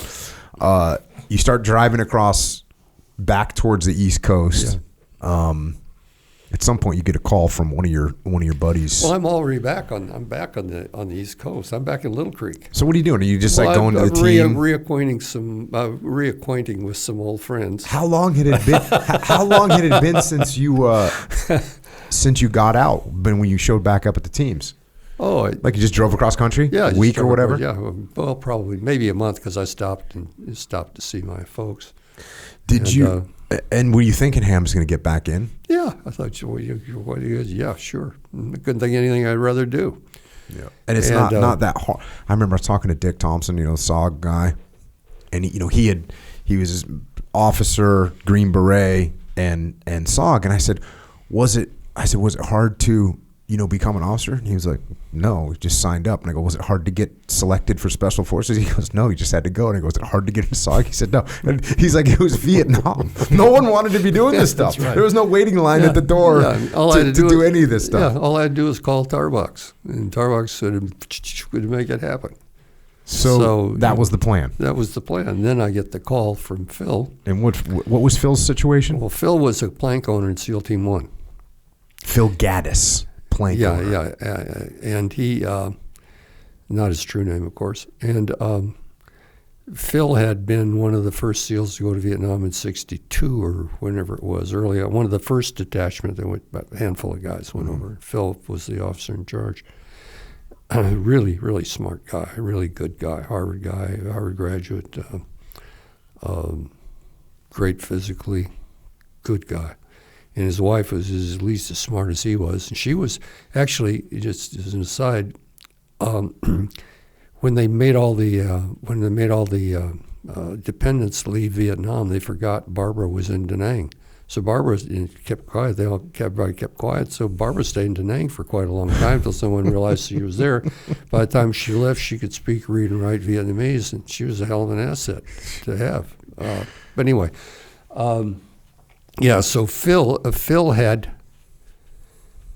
was the only other SEAL officer with swift boat experience, and he had been, the year that I was there, he was sheep dipped in the agency, and he was there, but he was doing other things. He wasn't much involved in our operations. And he was getting out of the Navy. He had been in ROTC, and his time was up. He was getting out of the Navy. He was going to go to the CIA career training program. So he called me and said, Jim, he said, they want me to go to the Congo, and I'm starting the career training program, and Barbara's about to pop. He said, I really don't want to go, but I don't want to say I don't want to go. Are you interested? And I said, you mean I'll get paid? And he said, yeah. I said, let's do it. So Bill Hamilton was the chief of the maritime branch of the CIA. And Bill Hamilton he was a frogman. Oh, what a guy! And a pilot, and just like an absolute stud. Everything. He's like he was like. This is delicate, so I got to be careful because I'm not sure how strongly I believe it myself. But in those days, officers knew they weren't going to make admiral. Mm-hmm. So was the team, the teams. That's why we survived, in my opinion. Because guys like Fane and Hamilton and so forth, and what's his name from Del Judas and so forth, they all did the things necessary to keep the teams alive. And it wasn't about, when am I going to get my stars? Anyway, Hamilton, Naval Academy graduate, son of an admiral, naval aviator in Korea. And he says, I want to be a frogman. So he comes, and he becomes UDU 2, which is underwater demolition unit, which is in charge of the teams, the UDT teams, and the I think beach jumpers or something else at the time. Whatever it was, he was the senior frog, and he was God, he had it all. He was big, handsome, outgoing guy, smart as hell. I mean, he's the kind of guy you needed to keep us alive, basically, which he helped do at Op Nav when the SEALs were formed. He was in the right place at the right time. And, the East Coast and West Coast have stupid arguments about who was the most important. Well, they were all important, but he was really important. Okay. So,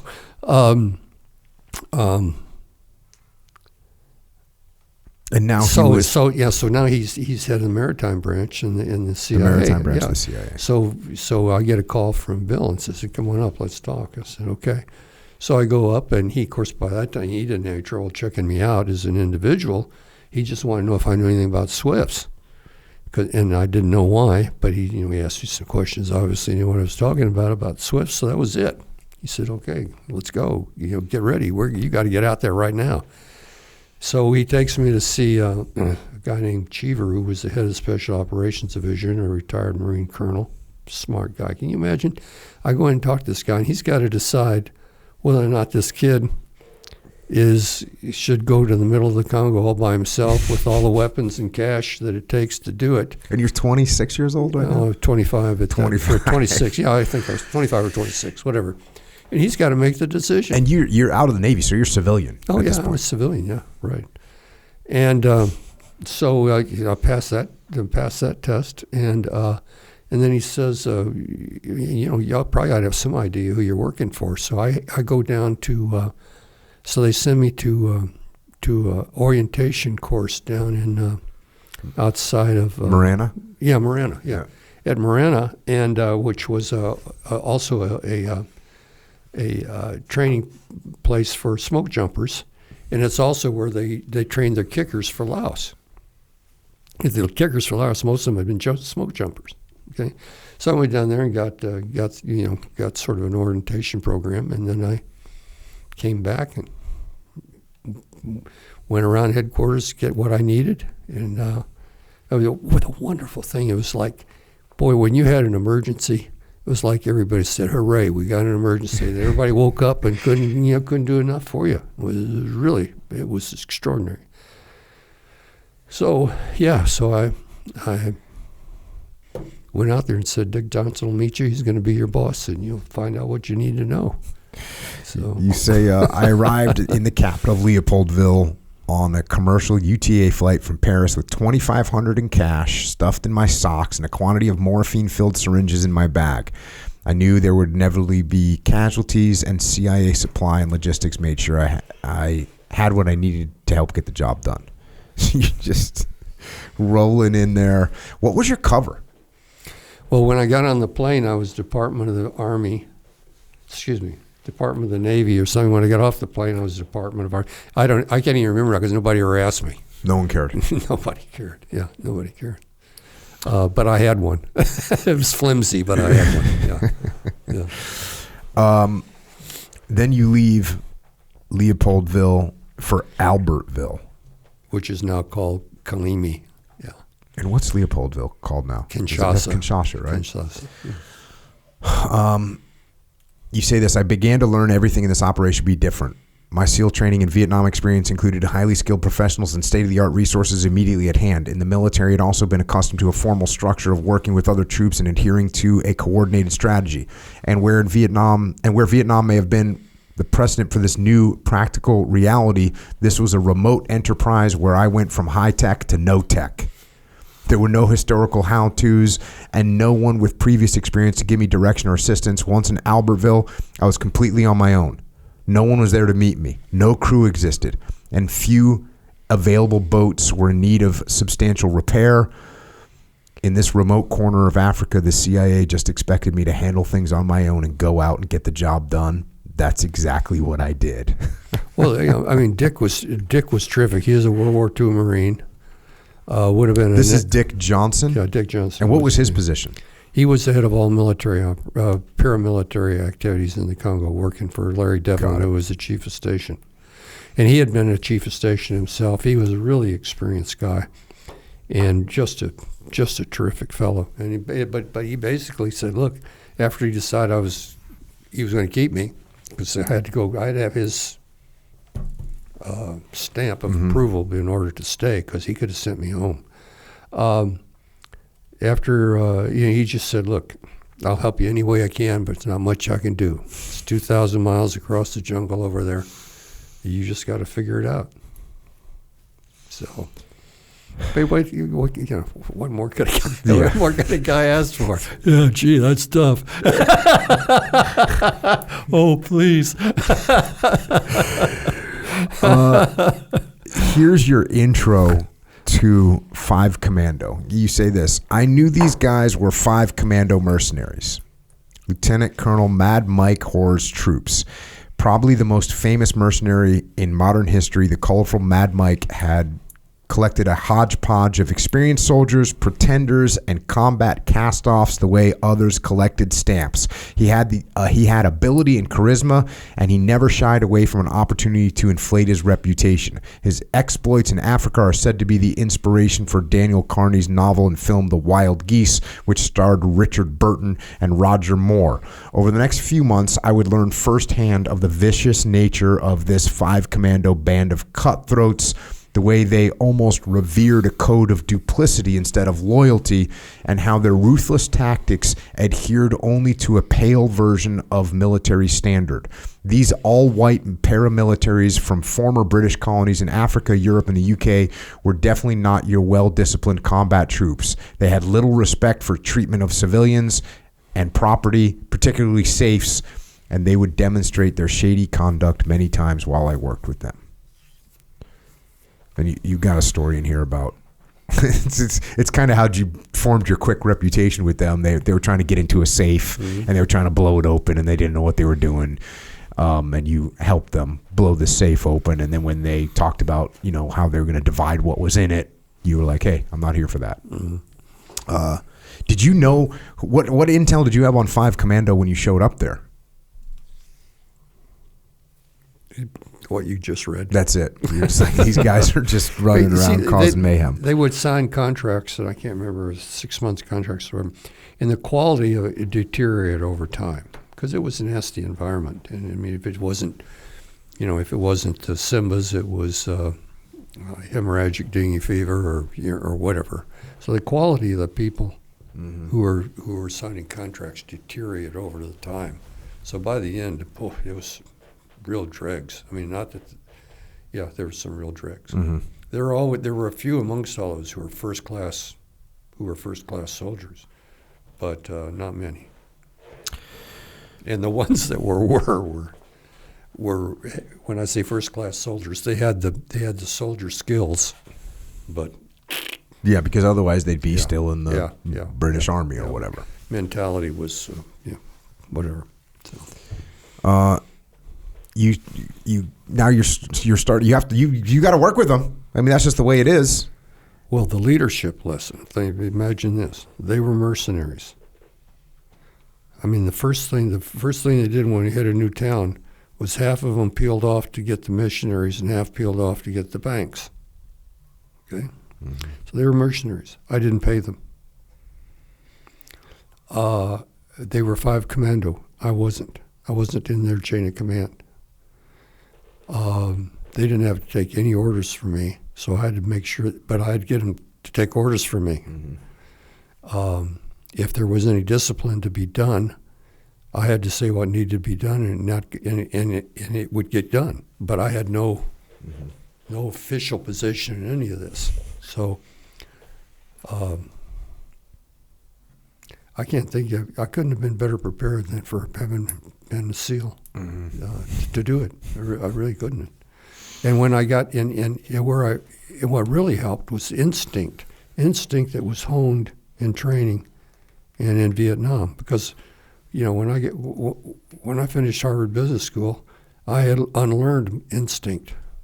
It took me a long time to realize what a mistake that was, and to get back to trusting my instincts, which were pretty good.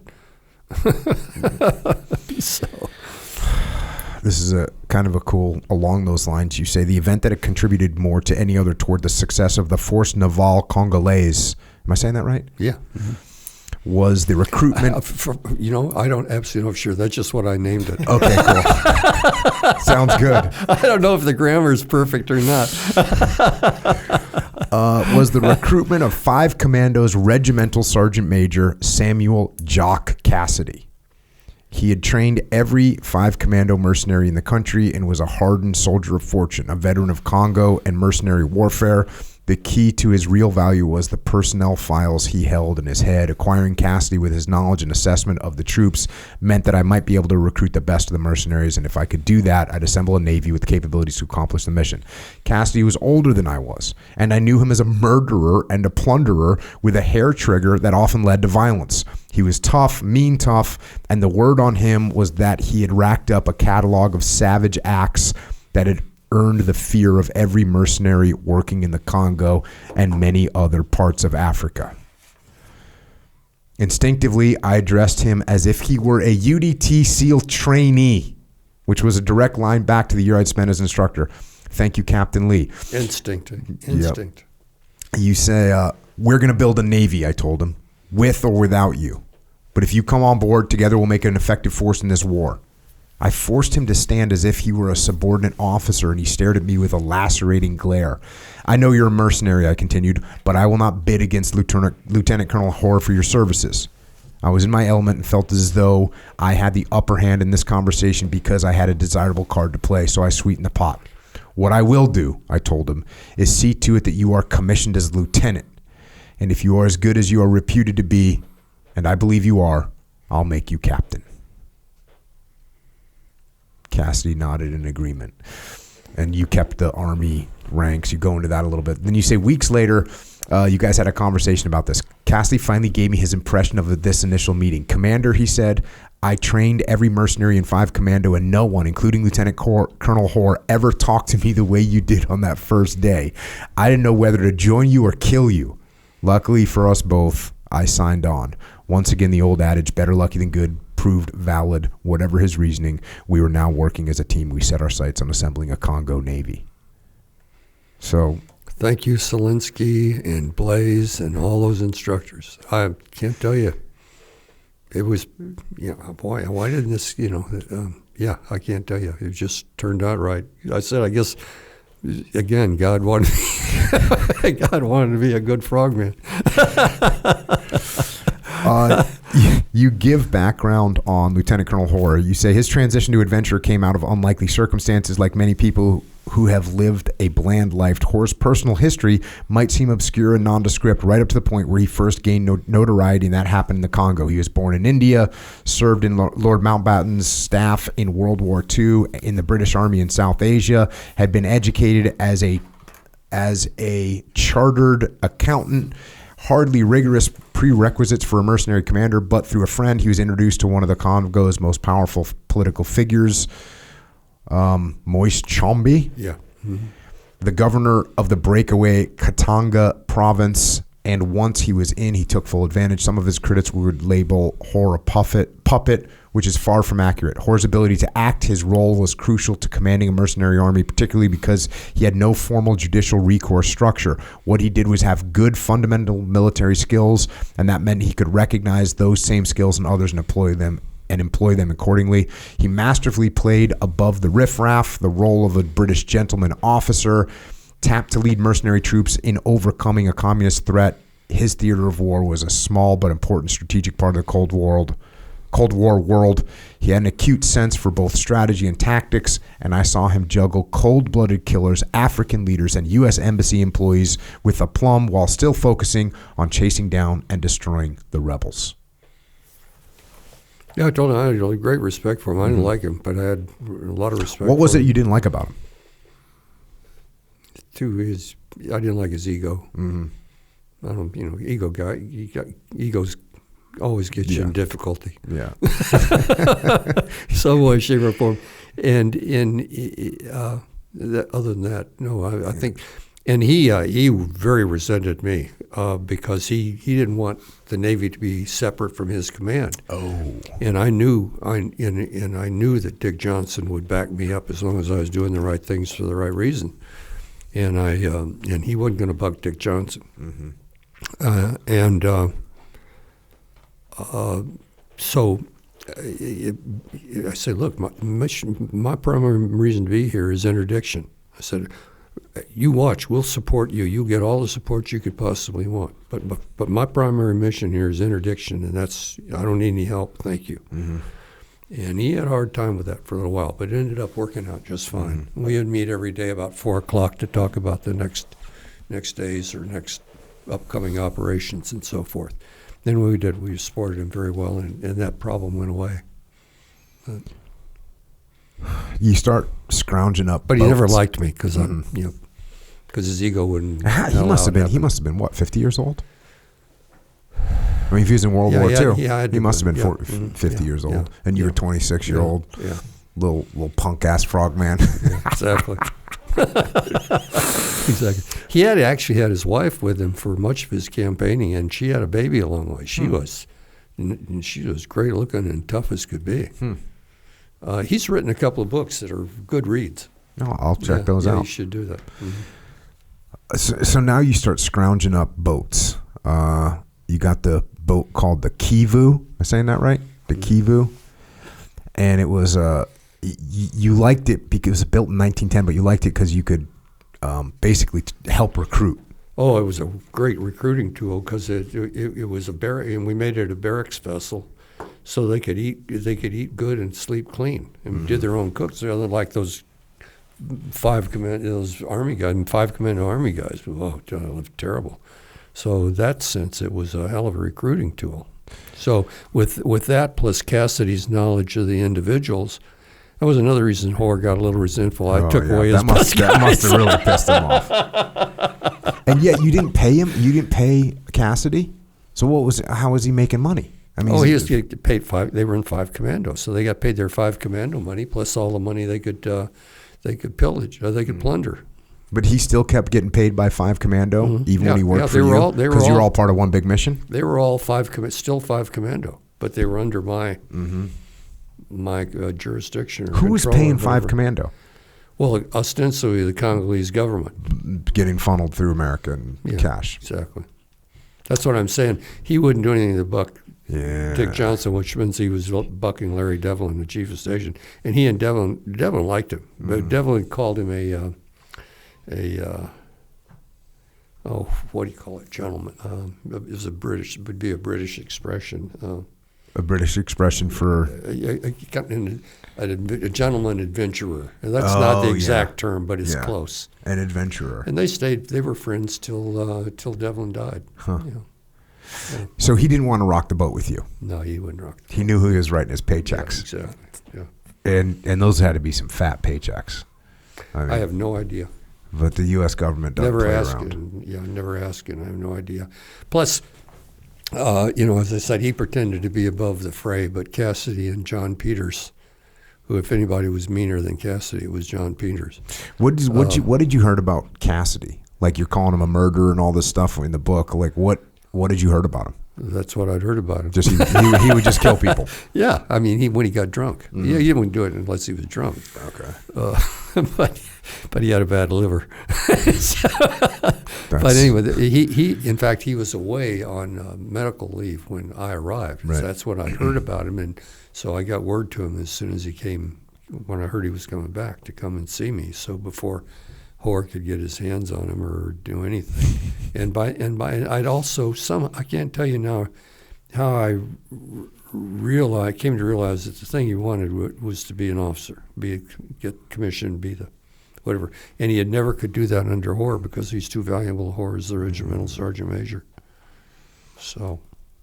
But it's interesting, like, you're wanting to be commissioned as an officer in 5 Commando, a random mercenary group, right? Well, there you go, yeah. I mean, there's no pension that comes with it or anything. That's right. You say here, I'm fast forwarding a little bit, things were beginning to fall into place. Our primary focus now had to be on the boats. We had a few smaller boats, exaggeratedly termed PTs, which were operated from the Hermans, the 250-ton lake vessel that we inherited from McKay and commandeered for the Navy. We called the Hermans the mothership.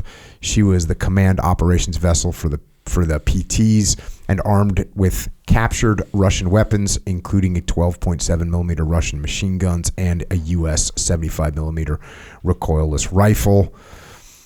The Urmans had radar on it. You talk about that. Then you say here, Peter Jessup of the National Security Staff wrote a memo to President Johnson stating that a more substantial pocket Coast Guard is necessary. He approved the purchase, transport, and by air and armament and manning of 6 additional boats, 2 Swifts, and 4 Seacrafts. So they are getting word that you need more support over there. Oh, yeah. That was all at the beginning. I mean, again, Hamilton and his deputy, Tom Kleins, who was a hell of a guy, and the guy who the Cubans totally trusted. I mean, we get into that story. Mm-hmm. You learn the new definition of the word trust.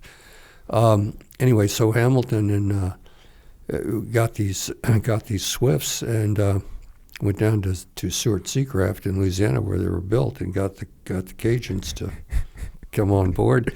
And as only Hamill could sell it, basically we cut the superstructure, cut the bow, cut the superstructure, cut the hull longitudinally, threw everything into Globemasters, flew it into this strip next to Kalimi. There's a nail grade railroad. Put it on that, put it over to the port, brought the coonasses out, the Cajuns. You can call them coonasses if you're their buddy. and brought the Cajuns out, and the Cajuns, I'm not sure where the Cajuns even knew where they were because it was hot and humid and everybody was black. But whatever it was, they were terrific. I mean, these guys worked like hell. Have a cold beer at the end and laugh at the end of the day and up the next morning. Everyone thought it'd take a month. It took them like a week or two to get the boats put together. Were those 2 boats? Those were 2 boats. Those were the ones that had been used. In the anti-Castro maritime raids. Yeah. So they take these boats. That's just, and you go into the details in the story. But when you talk about Kleins, he said here, well, first of all, when you talk about Kleins and his relationship with the Cubans, what was that relationship based on? All the anti-Castro stuff out of Miami. They had just been working together. Yeah. They trusted him. I mean, they didn't even know where they were going. And these guys, these Cubans, get basically turned over to you. Yeah. And you say here, Kleins would turn the Cuban contingent over to me with a message. These men are tough, resourceful, and brave, and take pride in their performance, but above all else, they're loyal. Chavez is a proven leader, and the men believe in him, so there will be no discipline problems. Over the years, we have developed a trusting relationship based on shared experiences, and I am assigning these bonds of trust and friendship over to you. When he endorsed the transferred expectations to me, I received a team prepared to work unconditionally under my command, no questions asked. You're all set, Kleins told me. Now don't fuck it up. Exactly right. So you had these Cuban Americans that, this is after the Bay of Pigs, all that had happened, and they had fought Castro, they'd fought communism. They're now basically in America, mostly in Florida. They get this opportunity to go to a couple of them were Bay of Pigs and had been in prison. Were liberated with the tractors, So they get put together. All right, you want to go fight the communists? We got a spot for you. Yeah. It's in Congo, Africa, and they say, hell yeah, let's go. I mean, those guys, I cannot tell you, we did not have one single discipline problem. We didn't have any other kind of. These guys were so professional. So, I liken it to my boat crew in training. I had such a boat crew, I just had to not fall out of the boat. You know what's interesting? These Cubans were almost the same thing. I was talking really to a good. friend of mine yesterday who's as long as I had them. Yeah. A friend of mine yesterday who's a Cuban American who came over on the boats, and he said his mom and dad. His dad wanted to come to America. Mm-hmm. His mom was like, "Hey, it's not that bad here. I got my family here. Mm-hmm. We're gonna stay." And finally, they started taking the Cuban military-aged males and saying, "You're going to go to Africa and fight for communism." And when the mom heard that, she said, "We're out," and they came to America. So that's how much they number one, they were willing to sacrifice everything to get away from communism. Yeah. And also the fact that the Cuban communists were exporting fighters to go overseas. It was really interesting that I had this conversation yesterday with a guy who's like, oh yeah, that's one of the reasons we left is my mom didn't want me to get sent to Africa to fight for communism. Nope, not happening. When I started to write this book, which was, I really wrote most of it 25 years ago because I didn't want to, you know how you get, the older you get, the smarter, tougher, faster, stronger you were, blah, blah, blah. And I was trying to avoid that. And I went to the Swiss embassy in Washington, which is where they had whatever they call a representative thing of the Cubans. And I met a Cuban guy who was the first secretary, very bright, very articulate, whatever. And I said, look, I'm going to write this book. There's a lot of you guys in this. I said, I'd like to talk to the guy who was in charge, who at this point was on the Politburo of in Havana. And I said, he said, I think that's it. I said, I want to put your side of the story in. And he thought that was just a great idea. So he got a hold of those guys, but they wouldn't cooperate. So I said, okay, out with you. So that was it. But you talked a little bit about these guys with the showing up with those boats. You talk about a guy named Joe Bresch, who showed up. Engineman shows up with the Cajun builders. This is just like a crazy story. Oh, these guys were, Bill Bain, an old frogman, shows up. He's another one of these guys. Bill Bain could do. He was a World War II guy. Another one of the World War II guys. He could do anything. I mean, he was, talk about the utility player. God, the guy could do anything. So, yeah, that was all part of the team that Hamilton assembled. To sort of help make me look good. Yeah. When interviewed for this book, Brouchard, and that's the guy who's running the Cajuns, about the job his crew did, the CIA had apparently expected the reconstruction would take them 2 or 3 months to complete. He and his team did it in a month. He said, I'm not going to brag. He said, I'm going to brag. We were expert at this stuff. We built them from the keel up. I worked on the boats when I first went to Seward, and we knew every piece of the boat. We knew what we were fooling with. The Cajuns slipped into the country undetected, black in, black out in the vernacular of the CIA. And there you go. Seward, of course, died, and he sold it, and his company's called Swift Ships or something right now. And I tried to get a hold of those guys. I thought, boy, they'd love this because their sons are probably working in the shipyard. Grandsons, whatever. No, I never got a reply. They might reach out to you now. The Swifts were powered by high-performance Detroit diesel GMV 1271 engines that were extremely reliable, as were the inboard-outboard gasoline engines on the little PTs, but maintenance and repair requirements were inevitable. Locally, the capabilities to perform that kind of work just didn't exist. Bill Hamilton looked to the teams for support, and he knew the right person for the job, Rene Goff, known as Gooch. When Hamilton was the commander of Underwater Demolition Unit 2 at Naval Amphibious Base in Little Creek, Virginia, Gooch served as a frogman with a specialty as an engineman. He stayed in that post until his retirement, when he left Virginia Beach and headed for an idyllic Caribbean spot in St. Thomas with his wife and 4 children. They had all sailed down to the Caribbean on a 57-foot retired oyster boat, a type of vessel known as a Chesapeake Bay skipjack, which he had converted into a floating family residence. They had endured hurricane-force winds, a rejected sanctuary landing in Haiti by Papa Doc's paranoid regime, and the impasse of the doldrum in the Sargasso Sea before pitching up for a couple of years on an idyllic island, living aboard a sailboat, fishing and enjoying being a family again. Then the CIA came calling about a one-of-a-kind mission in the Congo. Ever the dedicated frogman, Gooch said Gooch could not say no to his old commander. This veteran old frog would provide age and experience because at 26, I was decidedly short on both. He was the kind of guy who could do anything, a good sailor, a brilliant engineman, and a confident and selfless friend. Gooch had the perfect demeanor for the job, and when he arrived in the Congo, he made an immediate impact on the smooth running of our operations. That was a terrific guy. Wow. I wasn't allowed to, when he died, Cassie and I had to hammer together a casket, and then wrapped him in heavy sailcloth, and managed to find a cool spot until I could get a plane over to get his body out to get him back to Leopoldville. I was never allowed to speak to his family. The agency took care of him, of course, but I was never allowed to speak to him until about the time till this thing came out, and we've become friends and so forth since. And I've never forgiven myself for obeying that order. It wasn't the right thing to do. Mm-hmm. I mean, I understand the reasoning behind it, but it wasn't the right thing to do. Anyway, it wasn't the right thing for me to do. Yeah.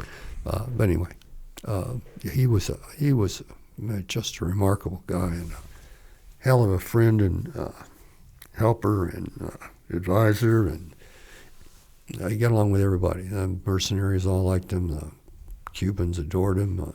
He was a great guy.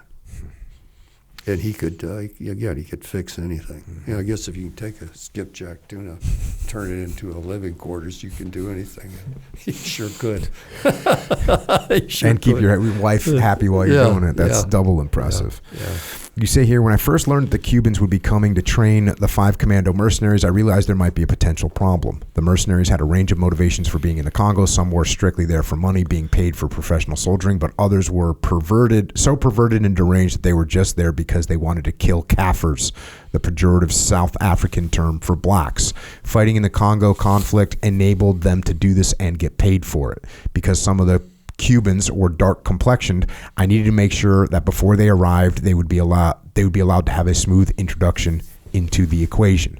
I approached Jock Cassidy. Jock, these Cubans are professionals. They've been fighting a real adversary, not a bunch of ganja hyped up teenage soldiers, and they know what they're doing.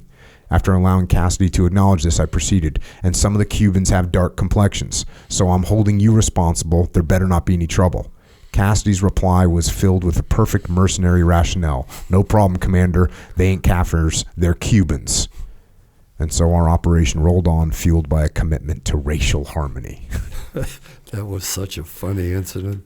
Don't worry, Commander. They ain't Kafirs. They're Cubans. Oh, Lord, life, huh? People. Jesus. I'm going to fast forward. Again, there's so many great details in this book. Get the book. You say here, I'm going to fast forward a little bit. On December 30th, Chavez is your lead guy of the Cubans that came, and he's basically the extraordinary leader of these Cubans. Mm-hmm. And he's out running operations. Yeah. On December 30th, Chavez reported coming across a boat on the lake. They maneuvered Lobo 1. These are some of the, again, I'm fast forwarding, but these are the vessels that they gave the vessel's name. Lobo 1 in a circle around the small boat to take advantage of the moon to illuminate it. The ship's log notes that it was a boat with an outboard motor, a definite sign of a rebel vessel. Chavez ordered a high firing, and immediately the boat attempted to get away. Lobo 1 went in a pursuit, and instead of firing over their heads, the crew took aim at them for real, firing several rounds. They approached the boat slowly and found that everyone on board had jumped into the lake and was trying to swim away. Chavez ordered a slow-speed chase, dodging the rebels through the water until they tired out. Lobo 1's crew fired rounds into the water just to scare the swimmers. As Chavez recorded, they finally captured the rebels and brought them on board. The Cubans were motivated by a general hatred of communism, but they also perceived early on in their recruiting that something was happening in the Congo that related to their Cuban problem. They would soon find out for certain. Rumors circulated throughout Miami that communist Cubans were fighting in the Congo, but no one knew for sure if it was true or not until my Navy crew confirmed it.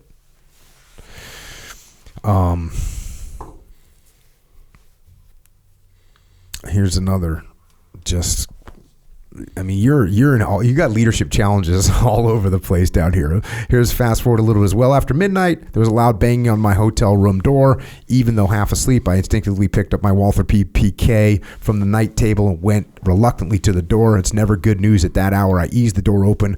A severely inebriated Jock Cassidy stood swaying in the hallway. Behind him, the tall, gangly Dern was quaking with fear. The color had drained from his face, and he was so pale with fright that he almost seemed to glow in the dark. I shook my head at the sight of them, and Cassidy immediately blurted out, "Commander, this arsehole insulted me in front of the men." I thought about Cassidy's foul temper, and having witnessed his vengeful brand of discipline with the, and this is another story that you tell in here about how he handled somebody that had stolen something, I knew he was capable of meting out irrational punishment. Cassidy glared at Dern. "I'm going to kill him," he said. His eyes flared with an alarming rage that continued to build. "And then I'm going to burn down the Navy." I stepped back into my hotel room, held the door open a little wider. As Cassidy turned to enter, I motioned to Dern to stand fast. I needed to diffuse the tension and do it quickly before Dern did something really stupid. My instincts told me that I needed to maintain a casual atmosphere in this situation. "Come on in," I said. "Tell me what happened and let's talk about it." So what was Dern's role over there? Well, they when we found out that Che was in the area, they decided they needed a real intel guy. So they came out, and he was chief of base, which made him my boss in effect. But he didn't interfere with anything I was doing. But he was there supposedly to try to collect intel. And I be careful about his name, because he's a bit of his real name is a bit of a name in Washington D.C. Mm-hmm. So it tells you more about headquarters mentality. Mm-hmm. Anyway. So he would. I never drank with the mercenaries. I did one time. I drank with them one time. I competitively shot with them one time. So I made them think I could hold my liquor, which I can't. And again, God wanted to make me a successful frogman, and I really hit what I was pointing at those days. So I never did it again. Never let them. I was friendly. Yep. I just. Kept a little distance. Kept distance, and I did everything through Jock, because for some reason, I had Jock's total. In the Congo definition of the word, total loyalty. But what's his name? Dern. He would go to the watering hole and drink with these guys. Stupid. I mean, they're screwed up anyway. They got weapons on them, and they got alcohol. Well, what the hell's the definition of trouble? And so not one time did I ever do that. But he would go do it, and I guess maybe he thought he was collecting information or something. I don't know, but he was just drinking as far as I was concerned. So, he insulted Cassidy in front of the men, or Cassidy thought he insulted it in front of the men, whichever it was. So then they come back to the Hotel du Lac, and there they are. So I shooed Dern away, and Cassidy came in. He repeat himself, "I'm going to kill him. I'm going to burn down the Navy." And I said, "Jock, I don't give a shit if you kill him, but why would you want to burn down the Navy we worked so hard to build?" Trying to anyway. So that worked, and over the course of the next 3 or 4 hours till dawn. And he sobered up a little bit, and then I said, "Look, I'll keep Dern away from the Navy. Don't worry. We'll just get on and do our stuff." So okay, that was agreeable to him, and so he staggered back to the Navy and to sleep it off. And I went down to Dern's room. The dumbass had kept drinking. Can you believe that? And I said, "I don't know whether we can keep you alive." I said, I don't know for sure. I said, "We'll try, but my advice to you is get out of here." He said, "Yeah, that's good advice." So that's when I had the story. That's when I had the talk with Gooch about how we were going to have to kill Cassidy. If it came down to it, it was either Cassidy or Dern. Mm-hmm. And so that's what that. Yeah, you came up. You and Gooch came up with a whole plan. Yeah, you were going to have to kill Cassidy because you couldn't obviously let him kill this American. Yeah. Fortunately, Dern took off, and it was all dissipated. He took your advice, thankfully. Yeah. Luckily, he put his ego in check, because there's people that are like, "No, I'm not leaving. It's on him." Oh, yeah, no. That's how people end up getting killed. He had an ego, but he also had a sense of saving his own ass.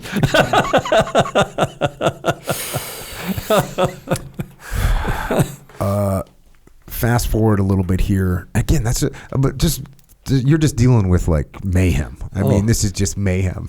Yeah. And you're just keeping it together as a 26-year-old former Lieutenant JG. Now, the reason now I'm Admiral of the Fleet. They started calling me Commander, and I thought, okay, I'll be Commander. Fair enough. Why not? That made me equal to Hoare, by the way, in terms of rank. So that also worked. It was totally accidental, but did you look old for your age, or not really? Well, there's a picture in the book. True. You tell me. I thought you look. You look like maybe. You don't look like a full commander, though. Oh no way. Yeah. No. Fast forward a little bit here. You say I was back at base monitoring the radio, and I suddenly heard Ricardo Chavez's voice shout, "Attack!" The distinct pop, pop, pop of machine gun came crackling through the radio, immediately distinguishable from the mundane static and clutter. My ear was attuned to the prospect of a firefight, and the hair on my arms began to prickle as that unmistakable sound cut through the feeble reception of our rudimentary equipment. The Swifts were out on the lake and in some shit. The only question was how deep. The boat crew opened fire with the first semi-automatic Soviet AK-47 weapons we'd captured in the previous raids. That was one of our ways we hurt them, using their own guns against them. If the boats got really close during the melee of the firefight, the AKs would come in handy. Lobo 1 was armed for combat, carrying 50 cal machine guns mounted amidships, port, starboard, and aft, plus a shoulder-fired 57mm recoilless rifle on the gun tub above the cabin. A concussive barrage erupted as 5 enemy vessels returned fire, bullets screaming between boats. Toledo recalled the events vividly. As soon as we made contact, one boat separated from the group. In hindsight, we realized it was obviously to distract us, leaving us to contend with the other 4 boats that were firing intensely. The 5th boat that cut away was stationed a short distance behind the others, not firing a shot, just waiting, as if trying to decide whether to re-engage or depart. Then their decision made, the 5th boat suddenly swung around and opened up again in a hail of bullets that covered their escape as it sped east across the black waters toward the enemy refuge of Tanzania. I debriefed Chavez, and it was clear to both of us that there was something very curious about that 5th boat. The manner in which it had escaped suggested it sheltered someone or something very important. A VIP, we thought. Otherwise, the remaining enemy boats would not have put up such fierce resistance. Their previous behavior had consistently been cut and run. We had already discovered that Castro Cubans were fighting alongside communist rebels. We had detected their radio calls. Because they weren't disciplined enough to protect their names or language, they blatantly violated even minimal tactical cover on the radio. And of course, one Cuban recognizes another. So who had been on that boat? Who had merited such fierce protection? We believed it had to be Che Guevara. It was reasonable to assume that it would have taken someone of his stature and importance of Che to motivate the 4 boats to remain in the fight and to sacrifice themselves in order to give the 5th boat protection so it could open up and withdraw and escape. And then you got in here in Guevara's diary, The African Dream, the diaries of the Revolutionary War in the Congo. He writes about the pressure he and the rebels felt from the 5 commando ground troops and from the Navy's interdiction efforts. By our daily patrols, we had been able to nearly close down the rebel supply lines, which created a shortage of everything, particularly food. We also made sure weapons, ammunition, medicine could not reach their base. They were systematically being deprived of everything they depended on as our Navy began to live up to its capabilities. The battle strategy was working exactly as we had planned and prepared for. We intensified patrolling even more, and as Che's diary indicates, the intimidation factor we created kept the captains of their vessels from even attempting translate supply missions. As supplies ran out, the attrition rate kicked up, and toward the end of the summer, the Simbas began deserting. Those desertion numbers would escalate slowly and then become a critical exodus into the fall campaign. And you just posted up with Che Guevara's diary. Yeah, what does he say? Here's The African Dream, the diaries of the Revolutionary War in the Congo. And in the epilogue, he makes other references in the book, but in the epilogue, when he's discussing the mercenaries and the opposition services, he says, their weapons do not currently add up. He's writing to himself and to Castro. Their weapons do not currently add up to much. The most telling have been their PT boats, which have made it difficult to cross the lake. Blah, blah, blah. There you go. So, It worked. By his own admission. Yeah, you've got some good quotes in here that you pulled from there. Guevara's army suffered from a scarcity of competent leadership and lack of organization. According to his writings, his group was continually outmaneuvered by the 5 commando mercenaries that he refers to as guardsmen. He says in that book, I was informed that a large number of guardsmen were outflanking us from the hills. Only one unit did honor to our army and resisted for another hour. He continues, from a military point of view, the situation is difficult in that our troops are collections of armed men without the slightest discipline and without fighting spirit. The CIA had built, and fast forward a little bit, the CIA had built a massive air force, and the air campaign was critical to our mission success. A training program that had begun as early as 1961 at the request of the Congolese grew into a superb air force piloted solely by Cuban exiles. And you go into some of that, but that's another just awesome piece. You know, the Cubans were willing to go out and fight wherever they could against communism, and they did.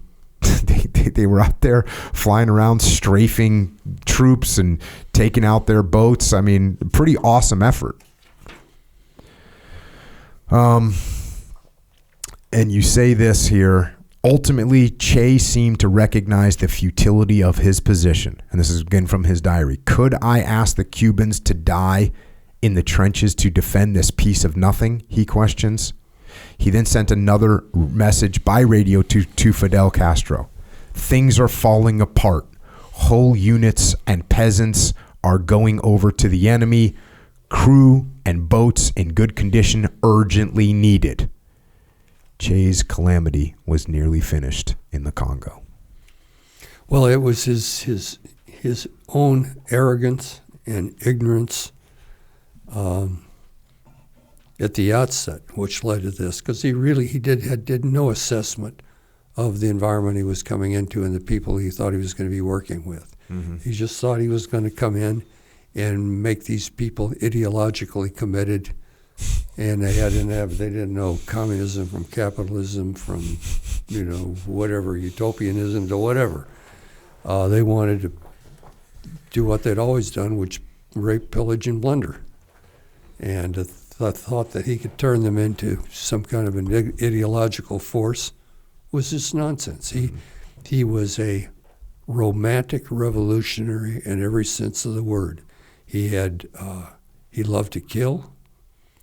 There's ample evidence of that. And when he wanted some practice, he'd just go into the prison in Havana. And it was all about his zeal for, quote, the revolution. And he couldn't build anything, which he proved when he was Minister of Industries in Cuba. He wasn't a builder. He was just a killer. Mm-hmm. Just a killer.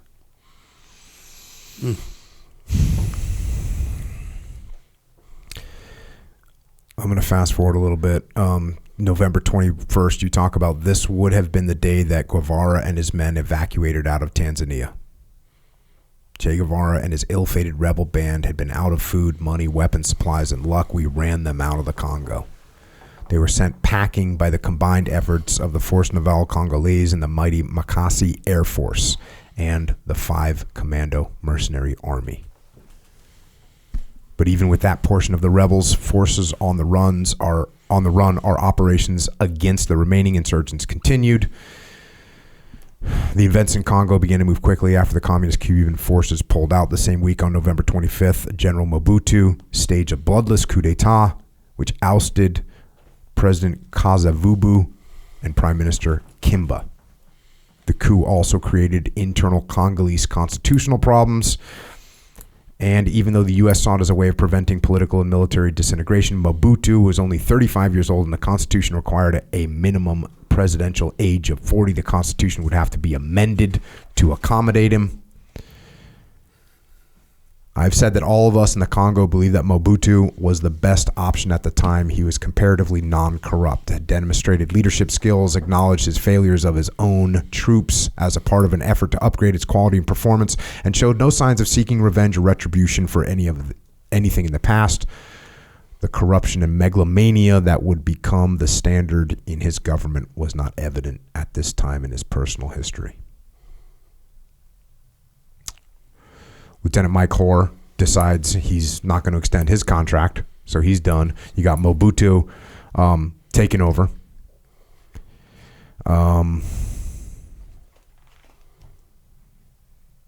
You say this here, at this point, Lobo 1 was only 1 nautical mile offshore. Chavez and the crew then withdrew and took their swift boats another 4 miles out, waited until dawn. Through the course of the night, it began to rain hard. There was absolutely no visibility, and there were no longer any night lights discernible. At 4 a.m., they began to patrol again, searching for lights as they had earlier. They patrolled that area for another 2 hours, but as the sun came up, they lost any chance of spotting those lights again. Chavez wrote how bright the lights on the beach were. And then you say they waited, still hoping to see those lights. When no illumination were spotted on the shore, the crew headed south, back to their previous target at the end of the peninsula. There they found clusters of lights in 2 groups. When the crew was ordered to make a high fire, all the lights in both groups suddenly went out. Chavez ordered the crew to fire again, and they found the enemy. A rapid exchange of gunfire erupted between the boats and the enemy on the shore. For nearly an hour, Chavez and his crew were embroiled in a ship-to-shore battle, using all weapons on board, until Chavez's log finally records they don't shoot anymore. Lobo 1 had taken out an enemy stronghold. They had been out on the lake for more than 24 hours and had engaged in 2 serious gunfights, attacked on the water and from the shore. And these are just highlights that I'm hitting. You give really good details, and you got the logbooks from Chavez. I mean, it's pretty awesome to read this stuff.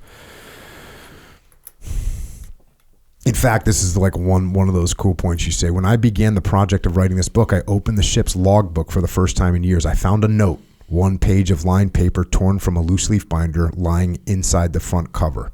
The note is addressed to me. I don't remember reading it at the time, but seeing it nearly half-century later, written in a little bit of phonetic Spanglish. I found it a gracious parting gift from the crew. Chief, it says, we give you good year, 1966. Employees of Force Navy Kivu, Captain R. Chavez. 1966. Ricardo and his men had indeed handed me and all of us concerned a very good year. That note's a treasure. Yeah, that's awesome to be able to find that. So as this stuff is kind of winding down, and we mentioned that Mike Hoare's kind of done with his contract, and you've got this, you got this story in here. Just you get the book to get this story, and you mentioned these guys earlier. You got this guy named John Peters, who is one of Hoare's top guys, and then you've got Cassidy, and Peters. You say, let me make sure I get this right. Peters had been responsible for securing any of the resources 5 Commando had taken during their raids. Peters was an ex-NCO who was said to have a fanatical prejudice against the British officer class. He was also a ruthless killer, may have been a deserter from the British Army. And then so you got that guy. You got this guy, John Peters. And then you've also got another guy named Van Oppen. And Van Oppen, you say here, was a textbook perfect as a British officer, tall and handsome, upper crust British accent, had attended the Royal Military Academy at Sandhurst. He'd gotten court-martialed because of something that happened, like something got stolen, and he ends up not graduating, but he ends up fighting in Korea. He ends up fighting in Egypt. Then he serves in the Federal Army in Rhodesia. And basically, you go through this whole story. It's just fascinating to read about. These guys are basically in competition for who's going to take over as leaders of the 5 Commando. Correct. And one of them ends up dead. Van Oppen ends up dead with a bunch of bullets in his stomach. And self-inflicted. Allegedly. A clip, a whole clip. Self-inflicted. Tough guy. It's wild, because a lot of this stuff, growing up, I was always fascinated with the military. I was fascinated with anyone, mercenaries, soldier of fortune, like all this stuff was part of my childhood. The movies, And so when you like, you kind of know these names. Like I did. I mean, I've always known about Mike Hoare. You know, he's this famous guy, and 5 Commando, you know about these things, and then you know about the Rhodesians and, you know, the recruiting that happened with the Rhodesians to bring British military down there, and just like the Rhodesian commandos, like all those things that all, you shed so much light on those things, and it's wild for me to think about, because every time I think about Mike Hoare, I'm like, no, you were actually, you worked with this guy. Yeah. How long were you there for total? A little less than a year. So this is a guy you worked with like directly, and all these crazy mercenary killers, when crazy mercenary killers was a thing. Because listen, there's a modern day version of a mercenary, you know, that goes out and does security, and they're working for the government, and they're getting hired by one of these big contractors. And look, there's been some flare-ups. There's been some things that have happened that are certainly have been investigated, and some people have been punished. I don't have a lot of details about that, but basically it's a much more common thing that, oh, this guy retired from the Marine Corps, went to work for this company, he's going overseas as a contractor. Yeah. That's not the same thing. That's just not the same thing as what these guys were. These guys are legit mercenaries, right. And this is your day-to-day interactions, and you built a navy with these guys. Yeah. Oh, it's wild to read.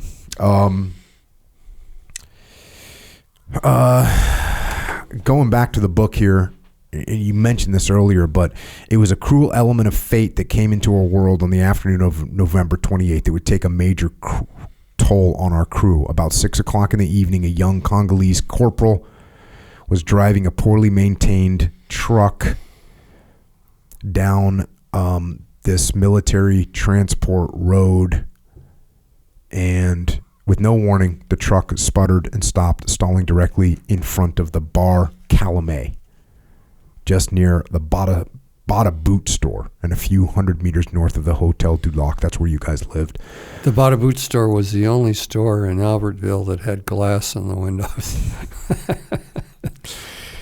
Anecdote. Yeah, so this truck breaks down, and it just doesn't move. And so it's a Sunday evening. A new moon had just occurred.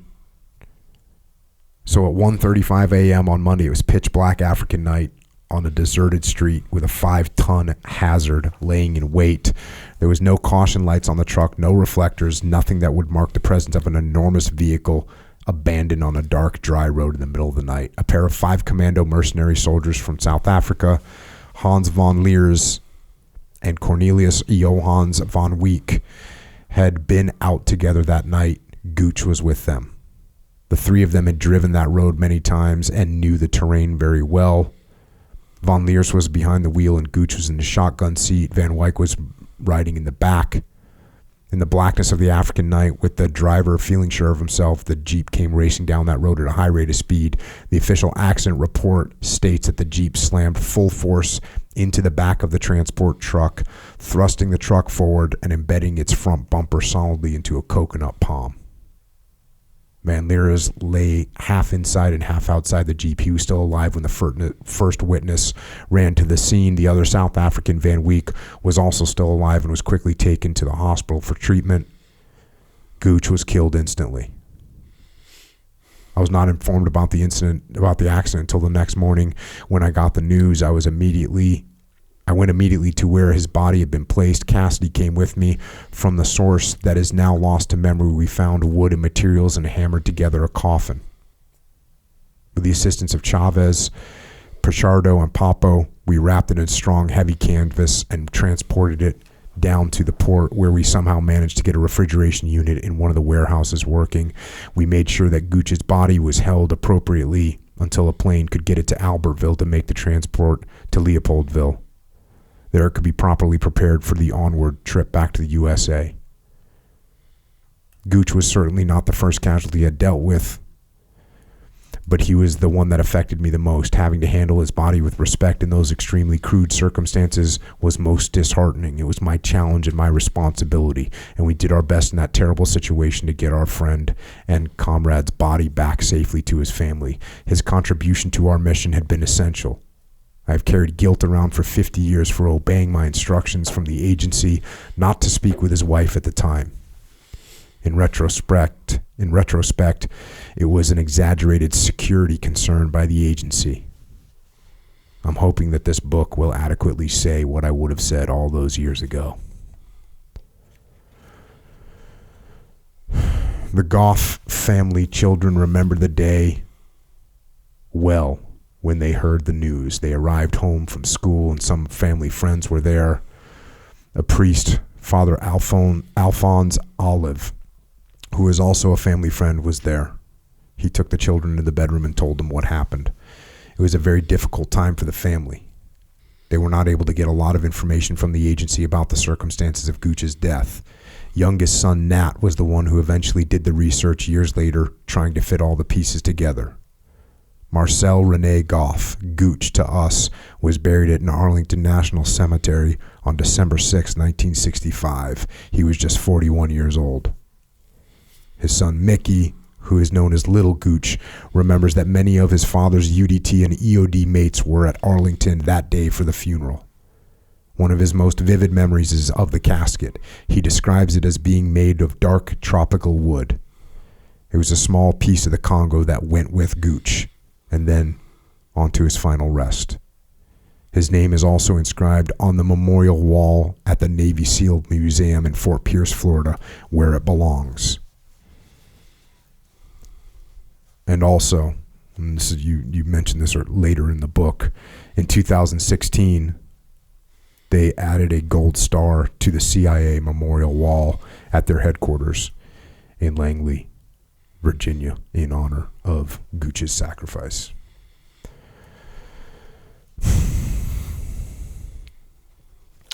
Hell of a guy.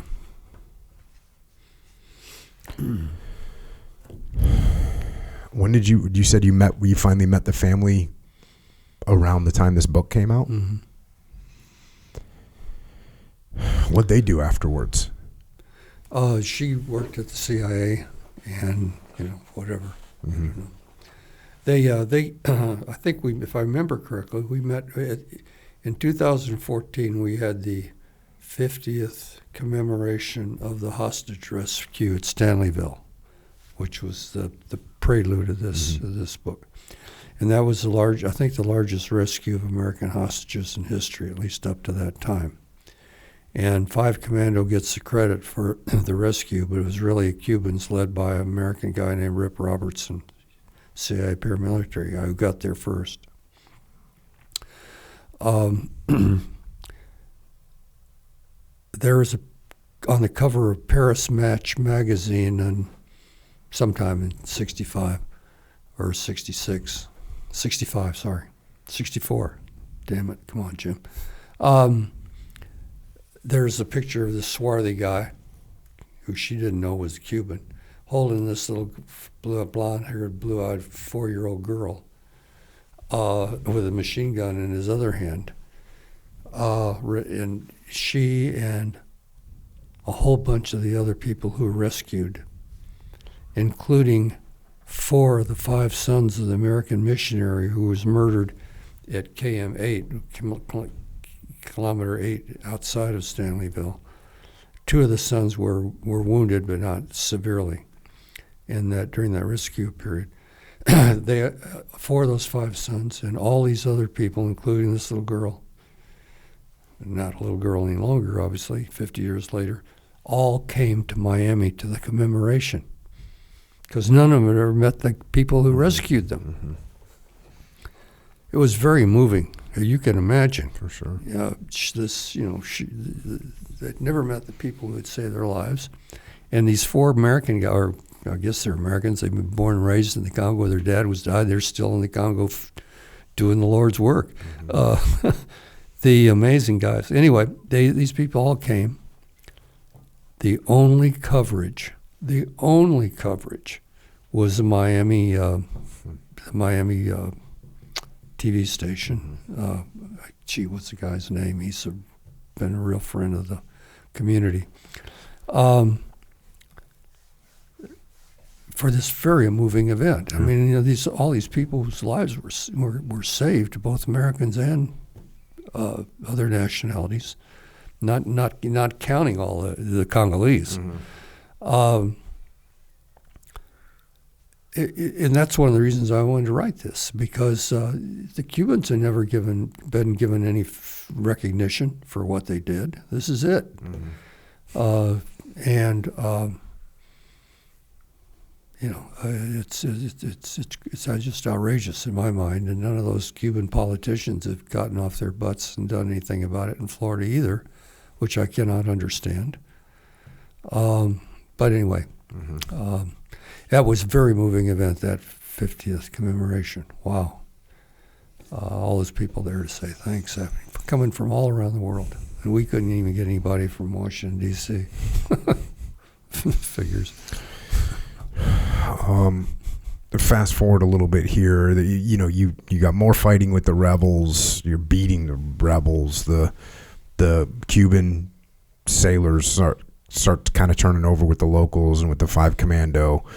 And just to close out this part of the book, you say here, with my Cuban crew gone and missions winding down, it was finally time for me to pack up and leave Congo. I did so exactly as I had arrived, quietly. I boarded the C-46 in Albertville with my 3 pairs of khaki pants, 3 safari shirts, and a pair of desert boots. and that was that. That was that. So what'd you do when you got back? How was your transition back to the world? Well,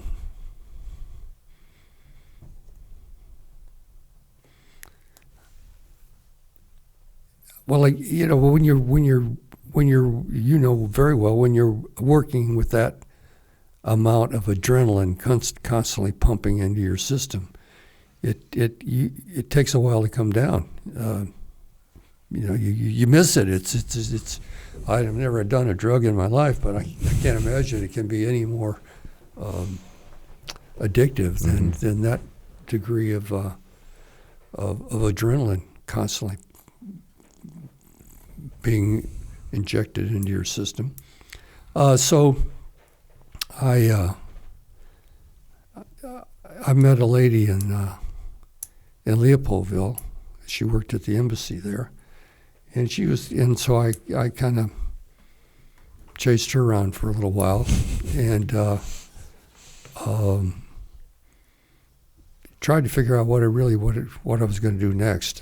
By this time, the agency had decided they wanted me to go into the career training program. And I really liked what I'd been done, and I liked the people that I'd worked with.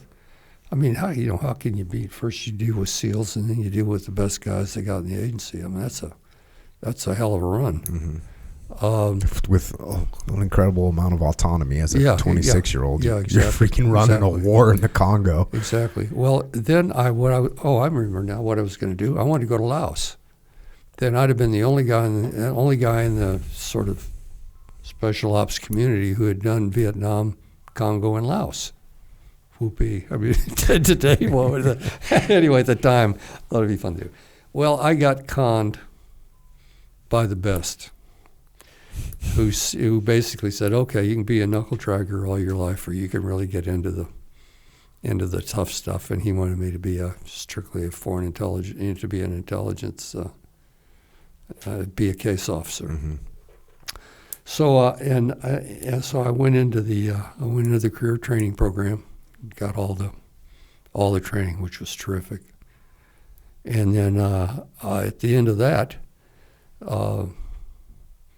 you basically are going to. I didn't want to go in the embassy. I didn't want anything to do with the embassy. And of course, that's the career path in the agency. You've got to be in the embassy, because that's where most case officers are.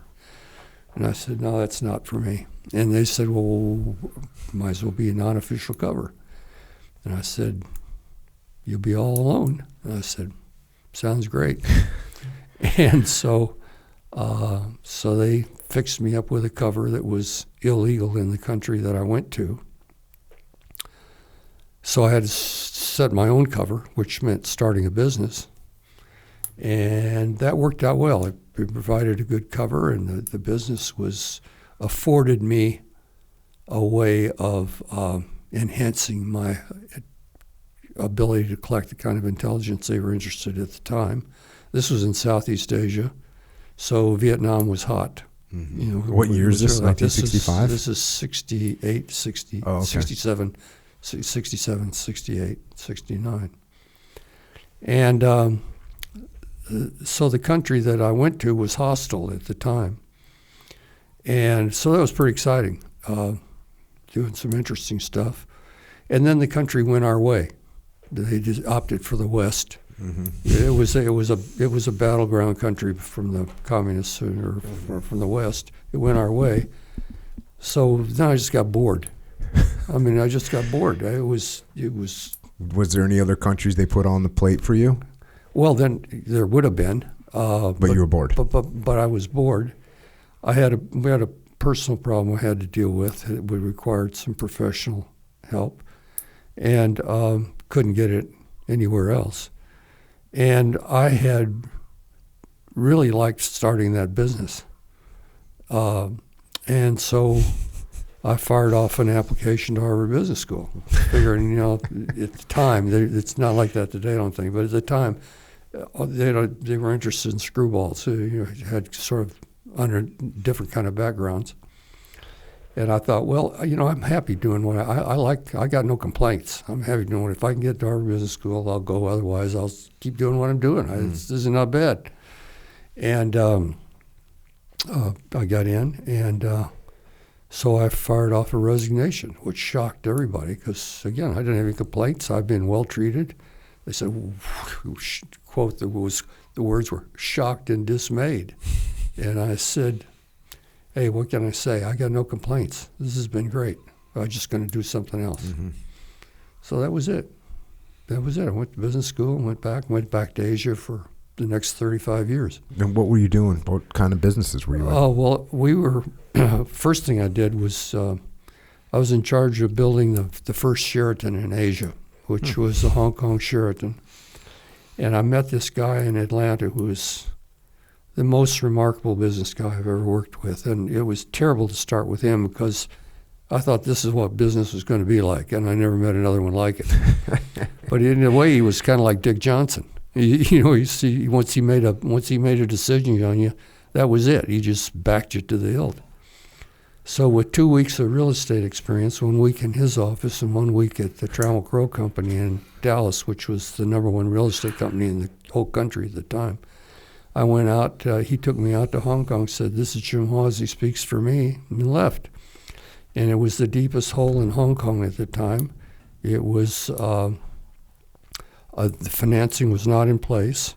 It was on the tail end of the Cultural Revolution, so people, Hong Kongers, were still looking for the exit because they didn't know what was going to happen, whatever it is, 50 years later might happen then. Right. And so he basically said, figure it out. So I'd had some experience at that, so it was okay. I mean, I didn't know much. There was talent around that knew real estate. It was sort of how to get it all put together. And my deal on that was a handshake. I worked for mighty low wages for a project. That was the biggest, most glamorous project in Hong Kong. And I was basically working for peanuts. But the deal was that he had given me a stake on my own because he correctly said when we first got acquainted, he said, look, I know what you're like. You're going to want to go on your own, and that's fine. Just promise me we'll do a deal together. So it was a handshake. This guy was, I told you, I never met anyone like him in the business world. Anyway, his personal life was a shambles, but his professional life was absolutely perfect. The guy was just behaved perfectly in business, and which defies the usual rule that people have about that. Anyway, so the Sheraton was, in Hong Kong, the Cultural Revolution was ending, and Hong Kong was starting to come back because it was such an incredibly resilient and energetic place with all those Chinese entrepreneurs, and so the project was going good. So I called him and I said, "Well, I'm ready to do my own deal." There was kind of a silence, and he said, "Okay, let me know what you want to do." So I go back to Indonesia, dumbass that I am, because here I've done the most glamorous project in Hong Kong, So what do? I leave to go back to Indonesia. Well, I got lucky on Indonesia because the offshore oil industry was just starting. There was no office space, and I created the first office park in Indonesia, which is as close as I can make it to Perimeter Office Park in Atlanta, Georgia. In fact, I went into them, said, "I'd like to do this in Indonesia. Can I have a set of your plans?" And the guy said, "Well, I guess we'll never do anything in Indonesia." "Yeah, here." So he gave me a set of the plans and modified them. And, no kidding. And did this office park in Jakarta, which was a roaring success, which is exactly when I should have quit. Except at this point, I thought I was a hell of a businessman. Anyway, so I stayed in Indonesia for a while, did some more stuff in Indonesia, and by this time we had one daughter and another one on the way, and my wife had trouble carrying, so we had to be near the right kind of medical facilities. There were none in Indonesia, so we moved to Singapore. Stayed in Singapore for the next 10 or 12 years or whatever, and had huge successes and huge failures. I went up and down like a yo-yo. And so I've basically been connected with Asia ever since. And we started the first venture capital firm, which was based in Hong Kong, with the grand capital fund of $2 million, mostly passing the hat to people around and about. And that brought the first McDonald's to Asia, which of course was a roaring success. It made us all look better than we were. It did a number of other things. The first Ikeas in Asia, the first McDonald's in Asia, the first shirt in Asia. It was a great time to be there. And the thing I loved about Southeast Asia is it was kind of like going through SEAL training. Nobody knew who your daddy was. Nobody cared. It was all on you. You made your own reputation. That was good with me. And then then the American lawyers and the American banks started coming in and screwing it up. But it was the best time in the history of the world to be there. And then since then I've just done stuff, business things, entrepreneurial type things. But you spent the last few years in Africa, is that right? Yes. Yeah. And what were you doing there this time? Well, when I was allegedly when I was in Burma on a 2-month consulting gig that turned out to be a year. A friend of mine had taken over CEO of the biggest bank in Burma and mentored to the daughters of the owner. A really remarkable guy, he is. And he said, "Come on, take a look around," because they had 450 branches scattered throughout Burma, or Myanmar as it's known today. And about half of them are out there in the boonies where there are 31 to 33 dissident armies, depending on whose drugs are moving that day. And everything was cash. 95% of that economy was cash. So they had some security concerns, and my pal came, my friend who I'd done some stuff with in China years before, said, "Come on out and have a look around, will you, for a couple of months?" I said, "Sure." Well, that turned out to be a year. And during that year, the military did their coup. So it was becoming a little less inviting for people with our kind of a background. And about this time, I get a call from Africa, from Congo, says, "Are you interested in doing a surveillance program in the Gulf of Guinea?" Because the locus of kidnapping and piracy and so forth, it was shifting from Horn of Africa to the Gulf of Guinea. And I said, "No, I'm not interested in a surveillance program." I said, "You can get a radar. You guys think surveillance is radars. You can get a radar manufacturer. We'll be glad to flog you some radars, half-ass train your people and disappear. I'm not interested in that." So if you're interested in a comprehensive solution, I'd be interested. And he said, "Well, what's that?" And I said, "Well, I'll write it up for you and send you a PowerPoint." And it had to do with detection, surveillance, detection, instant, reliable communications, rapid reaction force, blah, blah, blah. None of which any of them had. And they said, "Oh, we like this." So I said, "Okay, I'll come, but let's get one thing straight. I'm too old to run away from the IRS. And y'all's reputation It's your doing, not mine. So anything I do, I got to be able to sign with a U.S. company, the LLC, and a U.S. bank account. Oh, yeah, don't worry, no problem, no problem. Look, these places are as corrupt as Washington, okay? They're terrible. And so I've been the last 3 years working on those in several countries. And it looks like it's going to happen. I hope it's going to happen because it's a worthy way to go out. Eastern Congo is where 75% of the rare earth minerals come from. And it's actually slavery. I mean, it is real life slavery. I'm not exaggerating. It's slavery. It's terrible. And they're more. It's a worse. It's distinguishing is hardly worth doing, but it's arguably worse than the Ukraine. And periodically the Western countries send out a training team and blah, blah, and they go around. But they're out in a terrain that's got no roads, or if they do, they're impassable for most of the year. Mm-hmm.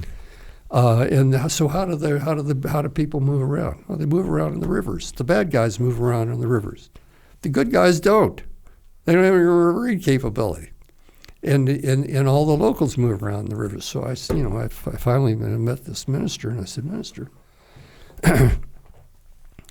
you don't have a way. I said, number one, the only way you know what's going on out there is if you get in a plane with your staff and you fly out there, and then you got to find them on impassable roads. And then when you find them, you've got no maneuverability, and you don't have any way of finding out what you did, what happened after you got there. So you got to have instant communications, which are available if you know how to access them. I said you got to have a riverine capability because that's how the bad guys move. So you got to have a rapid reaction force, and you've got to have the right kind of equipment, and you have to have the right kind of training. And here's the package. And they all say they want to do it, and a critical part of it has been figuring out how to get them financed, and I think we got that. Figured out, solved. So we're getting mighty close, but I hate to say we're doing it because you're not doing it till you're doing it. But we're mighty close, and that's what I've been working on. And it's about 4 countries. So, still got a lot of stuff going on. Well, the only way to go. It's interesting too, and just going back to the book here for a second, the way this all turned out. Government corruption, of course, allowed many of the riches of the Congo to be exported. It was a country with deep reserves of copper, cobalt, uranium, and diamonds. 1971, Mobutu renamed the country Zaire.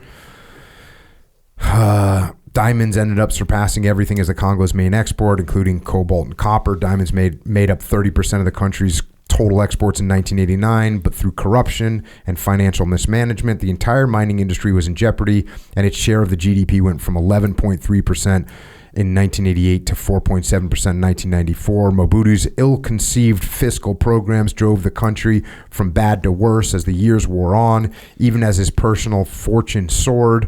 Over his 32-year reign, he was estimated to be worth as much as $5 billion, while almost all facets of life in Congo deteriorated.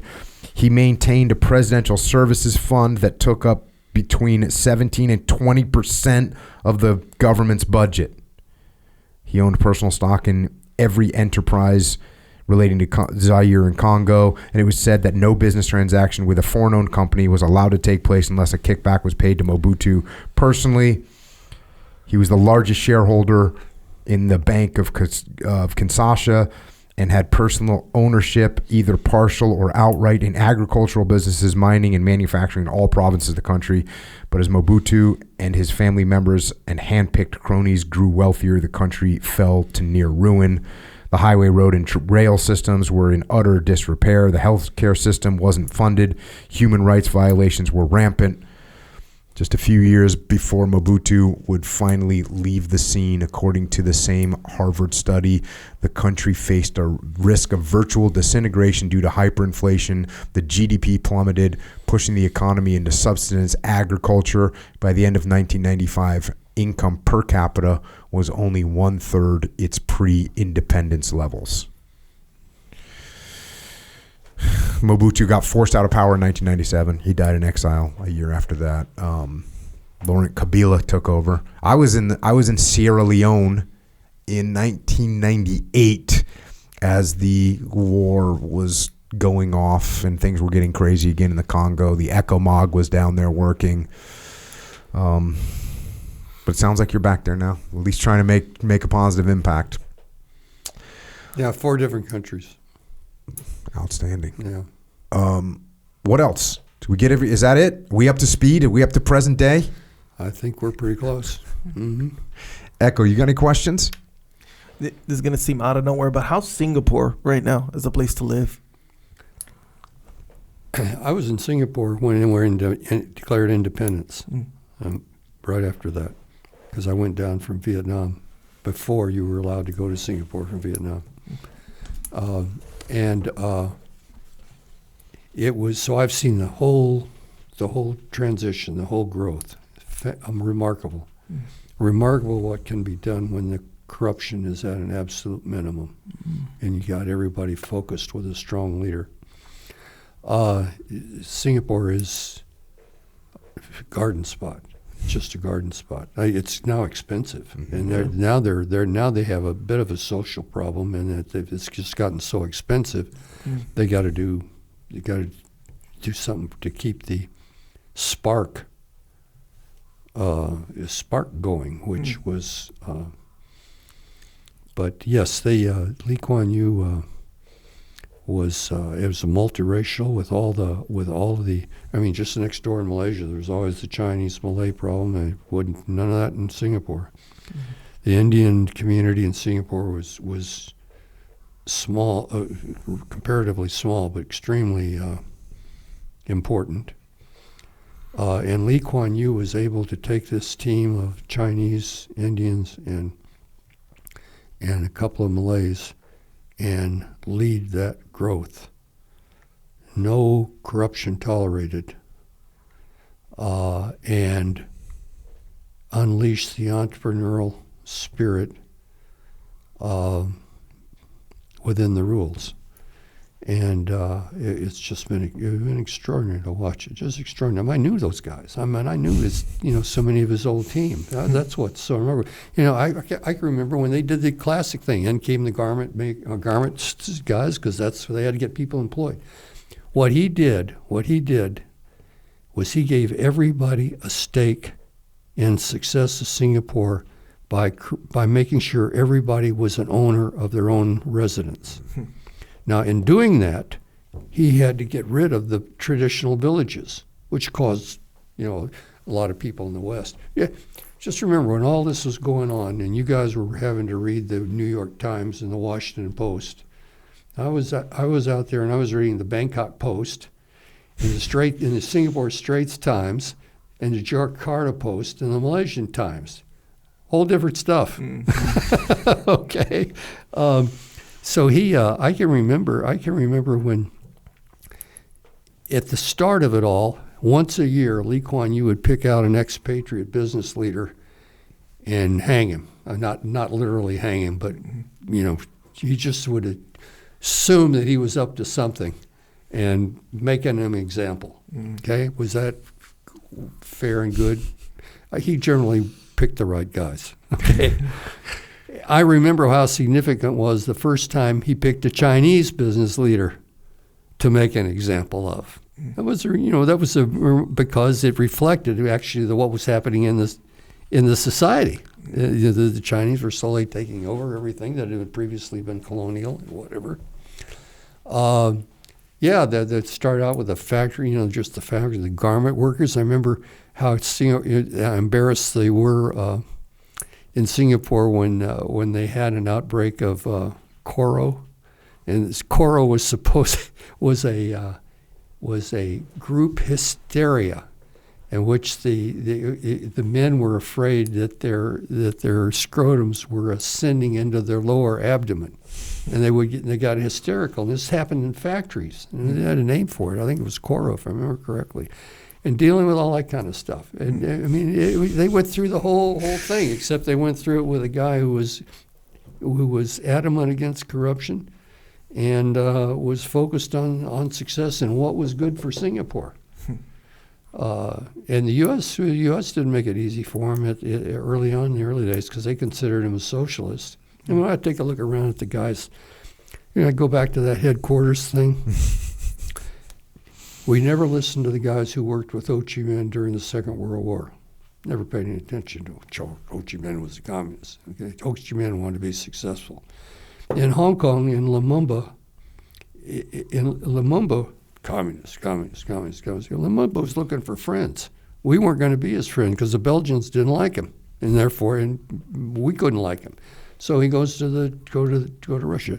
When I was doing the research for this, I was all starting off with what I'd always thought about Lumumba. I would come to the conclusion Lumumba wasn't a hardcore communist. He was just looking for friends and where he could get the money to help him do what he was trying to do. Lee Kuan Yew, socialist. Lee Kuan Yew wasn't a socialist. He understood what he is. He understood his people.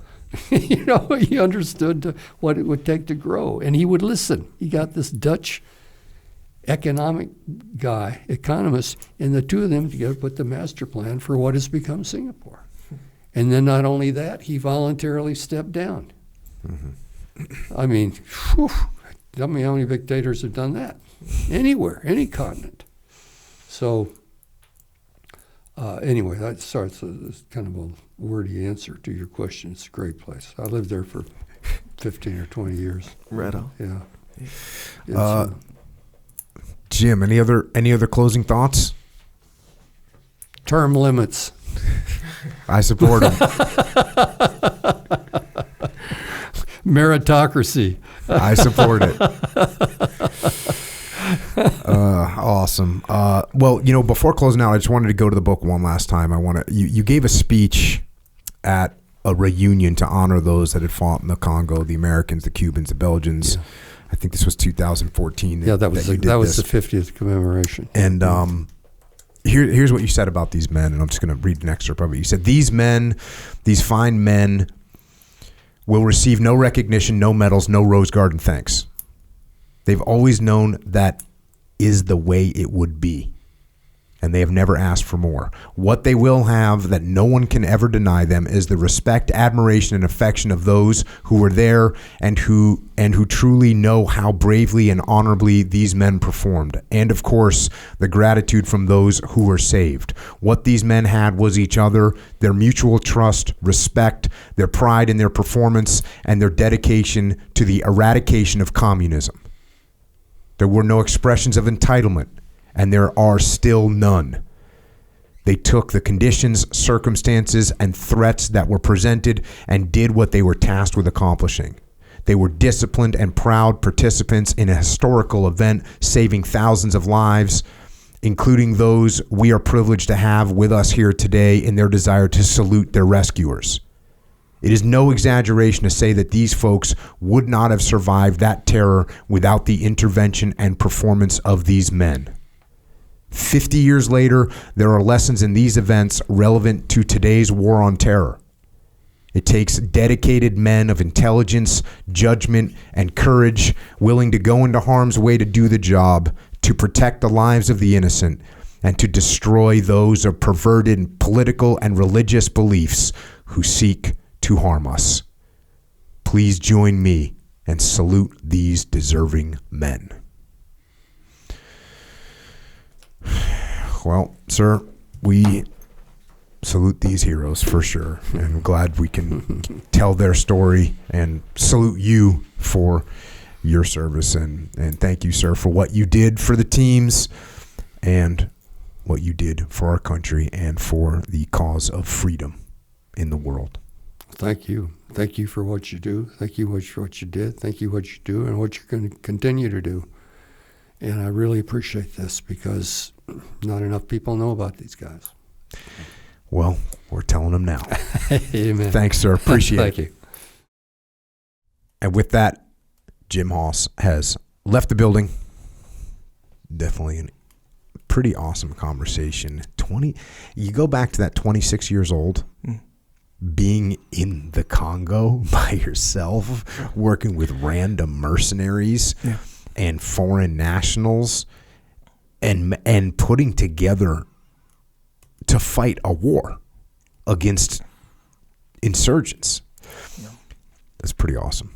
And it's pretty awesome. He kept referring back to the training, right? Yeah. And I think that's such a huge part, and he mentioned Ben Milligan. I'll mention Ben Milligan as well in that book, in Ben Milligan's book, by Water Beneath the Walls.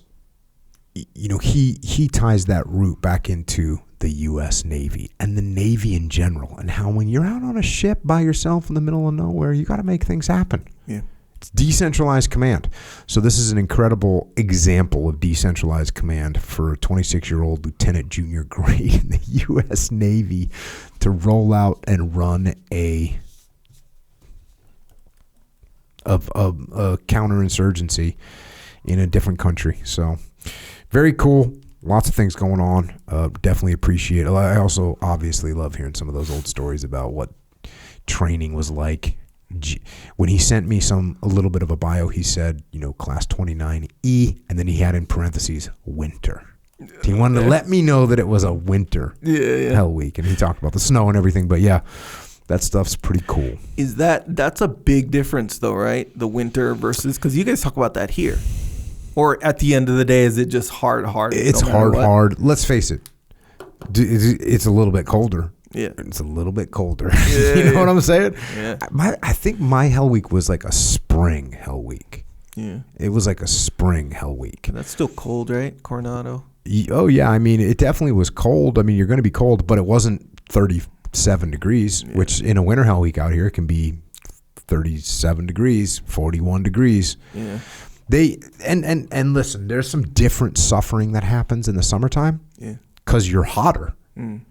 And being hot sucks. Yeah. And I guess in the summertime, you're more swollen and more chafed. Oh, for real? Damn. So, you know, pick your poison. Yeah. But I think if you just run the numbers, more people quit in hell week during the wintertime. Yeah. I think if you just run the numbers, I can't sit here and defend it. I can't be like, well, you know, it's just as hard. No, right. If you run the numbers, you're going to find winter hell week, less survivors.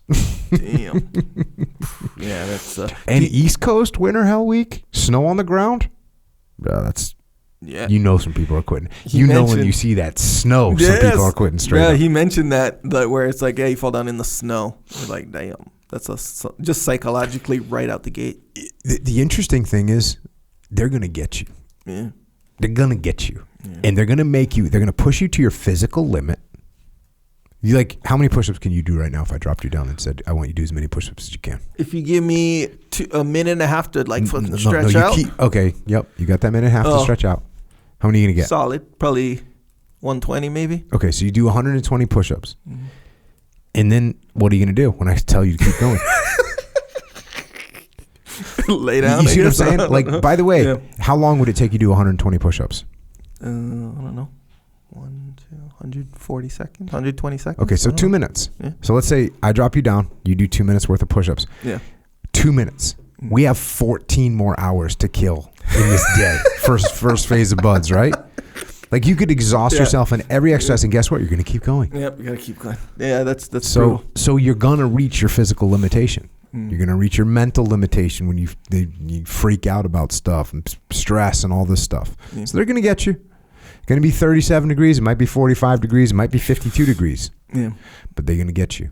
They're going to get a bunch of people to quit. So the cool thing is you learn that adaptability and you learn how to make things happen, which is what Jim Hawes put to use in Vietnam and then over in the Congo. That's crazy. The D-Rock, the Democratic Republic of the Congo. So speaking of things going on, we all have a lot of things going on. You should, hopefully. We're trying to have a lot of things going on. You need to fuel that. Get yourself some Jocko fuel. Yep. I just drank 2 Jocko Goes. Yep. What's cool is I feel so good. And I'm going to feel good. Yeah. I'm going to feel good. There's not going to be a crash. Yeah. Not in 2 hours. I'm not going to be coiled up watching a Netflix series. In fact, I'm going to be training in a little while. Oh, damn. You know? All right. So that's what we're doing. Yep. That's what we're getting after. JockoFuel.com. Go check that out. We got ready to, by the way, once when Jim left the building, Jocko grabbed a Mulk. I grabbed an RTD. Yeah. Ready to drink Mulk protein. Get yourself some of that. We're in a bunch of stores around the world, around the country right now. We're in Vitamin Shop. Number one brand in Vitamin Shop. You aware of that? Yes, I am. I saw that process go down. Good to be. Military commissars, we're in there. We're in Hannaford. We're in Dash Stores. We're in Wakefern and ShopRite. We're in HEB down in Texas where it's crushing. I was just in Texas. They have the big, they call it an end cap in the industry. And what that means is, you know how you have an aisle in the grocery store? Oh, and at the end of the aisle, could be some product there. Yeah. They have a whole end cap. That whole end is just Jocko Fuel stuff. Yeah. Powder, pow. Yeah. Mulk, pow.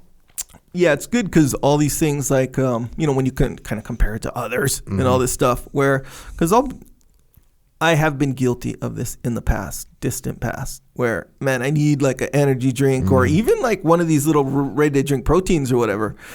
And, bro, I just ignore the amount of sugar in there. I'm just going to ignore that because, man, I'm on the go. I'm leaving or whatever. You got all kinds of excuses that are just RTEs, ready to excuse.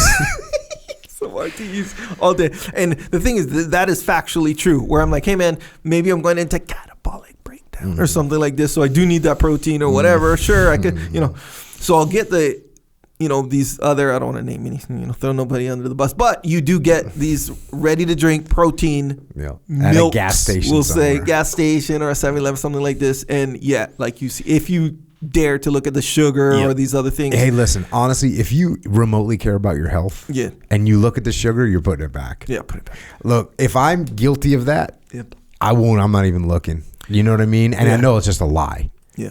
It's once you look and you go, 36 grams of sugar.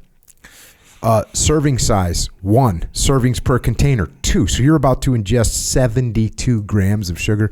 That doesn't make up for being catabolic. That protein's not worth it. It's not worth what you're doing to your insulin levels.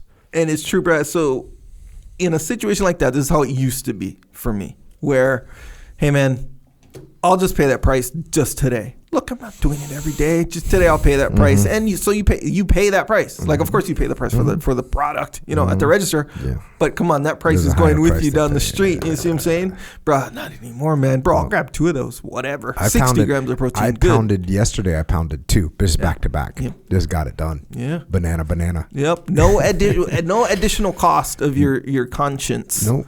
At all. It's clean. Just clean fuel. Clean fuel. Jocko Fuel. By the way, listen. Time War. This is something. Here's my anecdotal story. Yeah. I went to the muster. At the muster, you have those downstage monitors. They are a certain size. When I look, so you were standing on stage and you look down to see what the notes are. Mm-hmm. And listen, I've been blessed, knock on wood, that my vision's always been good. And like a lot of people my age, my friends, they have glasses. Like they wear eyeglasses to read or they wear eyeglasses to look far or whatever. I've been very, very lucky. Yeah. But, sometimes you especially if my eyes get a little tired, like I read a bunch, sometimes I start noticing something. I'm like, what is this? Yeah. And so I was at the muster and I'm like, hey, did we get bigger downstage monitors? And Wes is like, no, it's the same size. And I said, oh, are you using a bigger font? And he's like, no, that's the standard. And I was like, oh, I can see more clearly. Why is that? There's only one variable that's changed. Time War. And we have ocular nutrition in there. So, yeah, that's like one small element, but I'll tell you what, it's not even a small element. I will take Time War for the rest of my life right now. Yeah. Like 100%. Yeah. Just off that right there. That's just incredible. And to know that you're fueling your body and keeping it in on the path is freaking epic. So get Time War, try it out. Let me know what you think. I think it's freaking legit. So there you go. JockoFuel.com. Check it out. Yeah, that mix of Time War, because it has a lot of stuff in there, like even vitamins, minerals, all the and the anti-aging stuff or whatever. It's funny. So a mix like that, right, where it's not like when you drink a coffee, it's like, I know what the coffee's going to do is to make me feel more alert, awake, whatever, all that stuff or whatever. But a mix like that, it's funny how all the little cracks in your performance capability, like the little teeny tiny stuff, like whether it be your vision, whether it be just a little ache, whether it be like you falling asleep faster, or when you wake up, like certain like just things that you just took for granted because they don't like go down as smoothly. I'm telling you, with Time Wars, there's another thing that I am noticing is like a higher consistent, I don't want to call it energy, but there's like a higher, it is an energy, but it's not like a spike of energy. It's like, I just feel more better.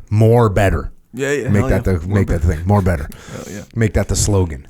You feel like, like I'll be, let's call it 7:47 in the morning. Sure. Workout's done. And sometimes in the past, I'd be, 7:47 is kind of a little low. Yeah, you know what I mean? Like kind of tired, worked out, went for a run, feeling a little bit of a downturn. Yeah. And right now I'm like, feel good. That's real good. Yeah. Keep it going. Again, what's the change? Just one change. Time War. Mm-hmm. Anyways, freaking awesome. Check it out. Time War. JockoFuel.com. Also, OriginUSA.com. This is where you can get your jeans.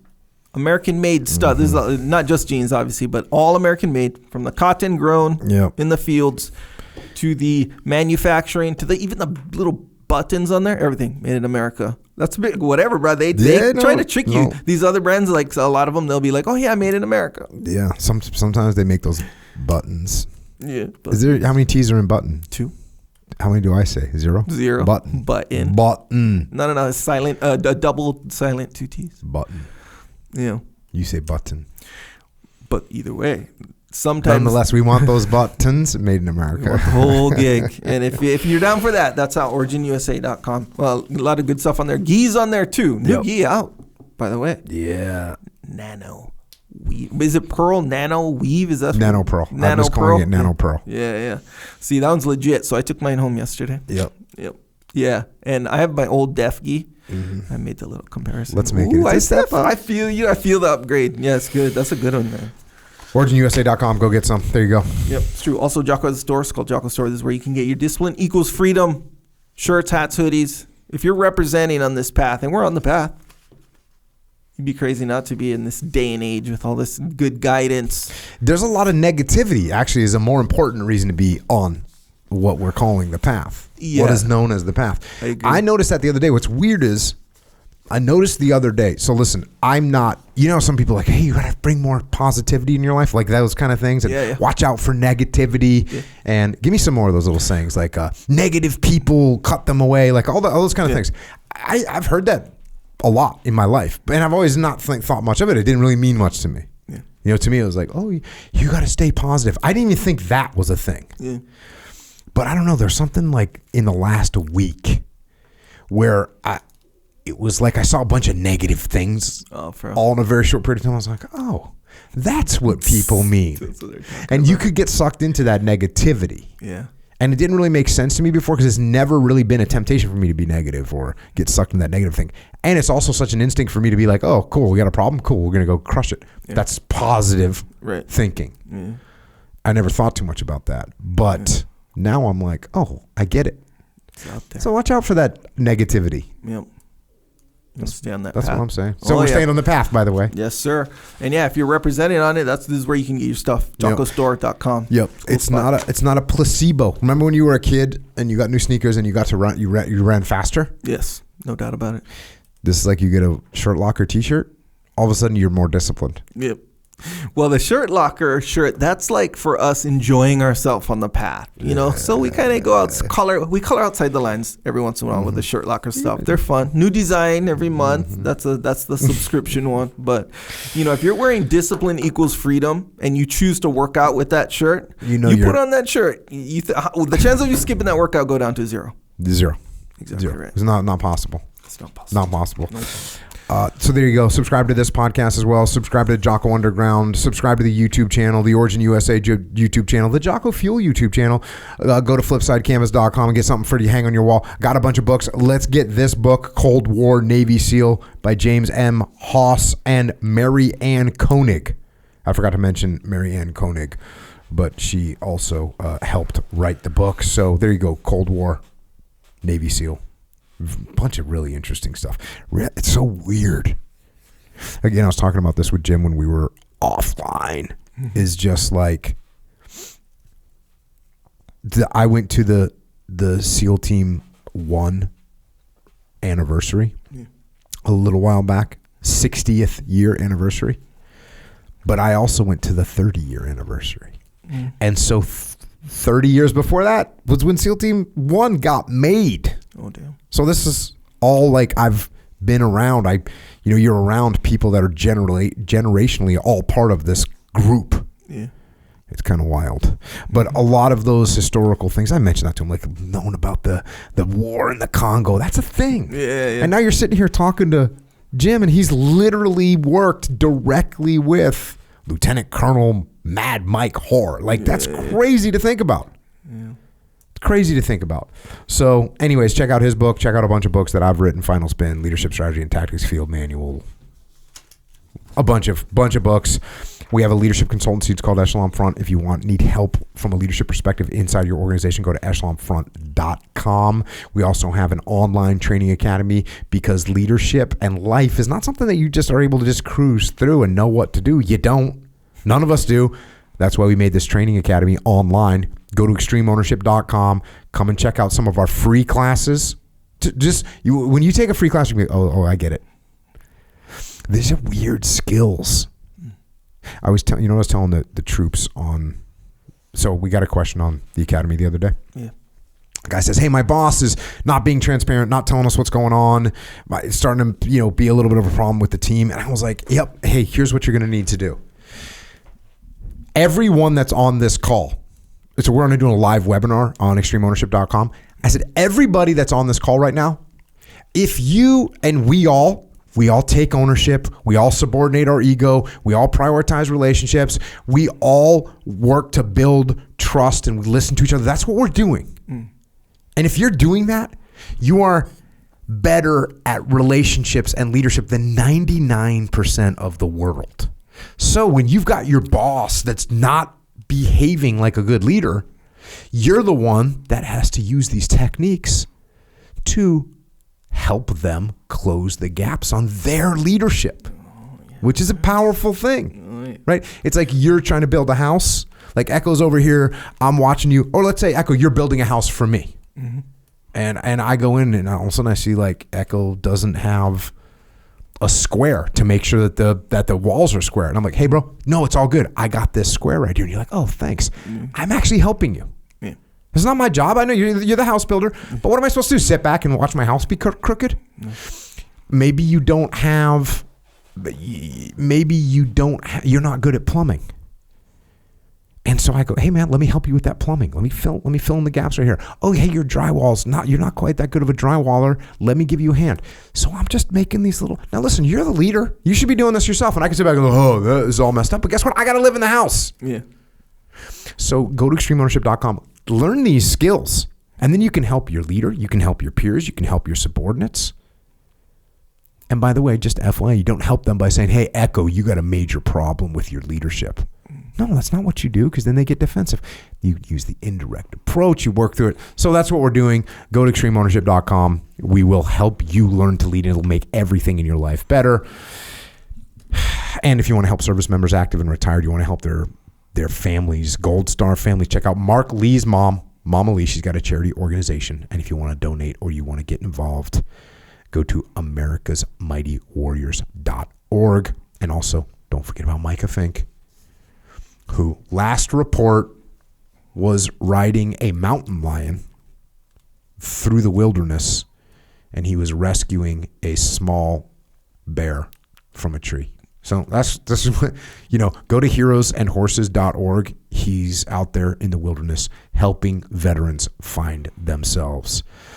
And if you want to connect with us, Echo, is at Echo Charles. I am at Jocko Willink. We're on the various social media platforms, but just be advised. You think those social media platforms are there for you? They're there for your benefit? They're not. They're there for their benefit. So just be careful because they got algorithms that are going to try and hook you up. Thanks once again to Jim Hawes for coming out and sharing his experiences and lessons learned. And more important, thanks to Jim for all he did to support and defend democracy around the world. And a special thanks to those who served with him, aligned with freedom, the Cubans, the Belgians, the Americans who fought and continue to fight clandestine wars to protect the cause of freedom. And also, thank you to our police and law enforcement, firefighters, paramedics, EMTs, dispatchers, correctional officers, Border Patrol, Secret Service, and all first responders. Thank you for fighting to keep us safe here at home. And to everyone else out there, you're not going to get things served to you on a silver platter. You're not going to get the money that you need. You're not going to get the support that you want. You're not going to get blessed with a perfect team of people that have the perfect set of skills. You're not going to get any of that. That's the way life is. But like Jim Hawes, you still have to figure it out. You have to make it happen. You have to create something from nothing. And if you do that, you too can achieve victory. And you do that by getting out there every day and getting after it. And until next time, this is Echo and Jocko out.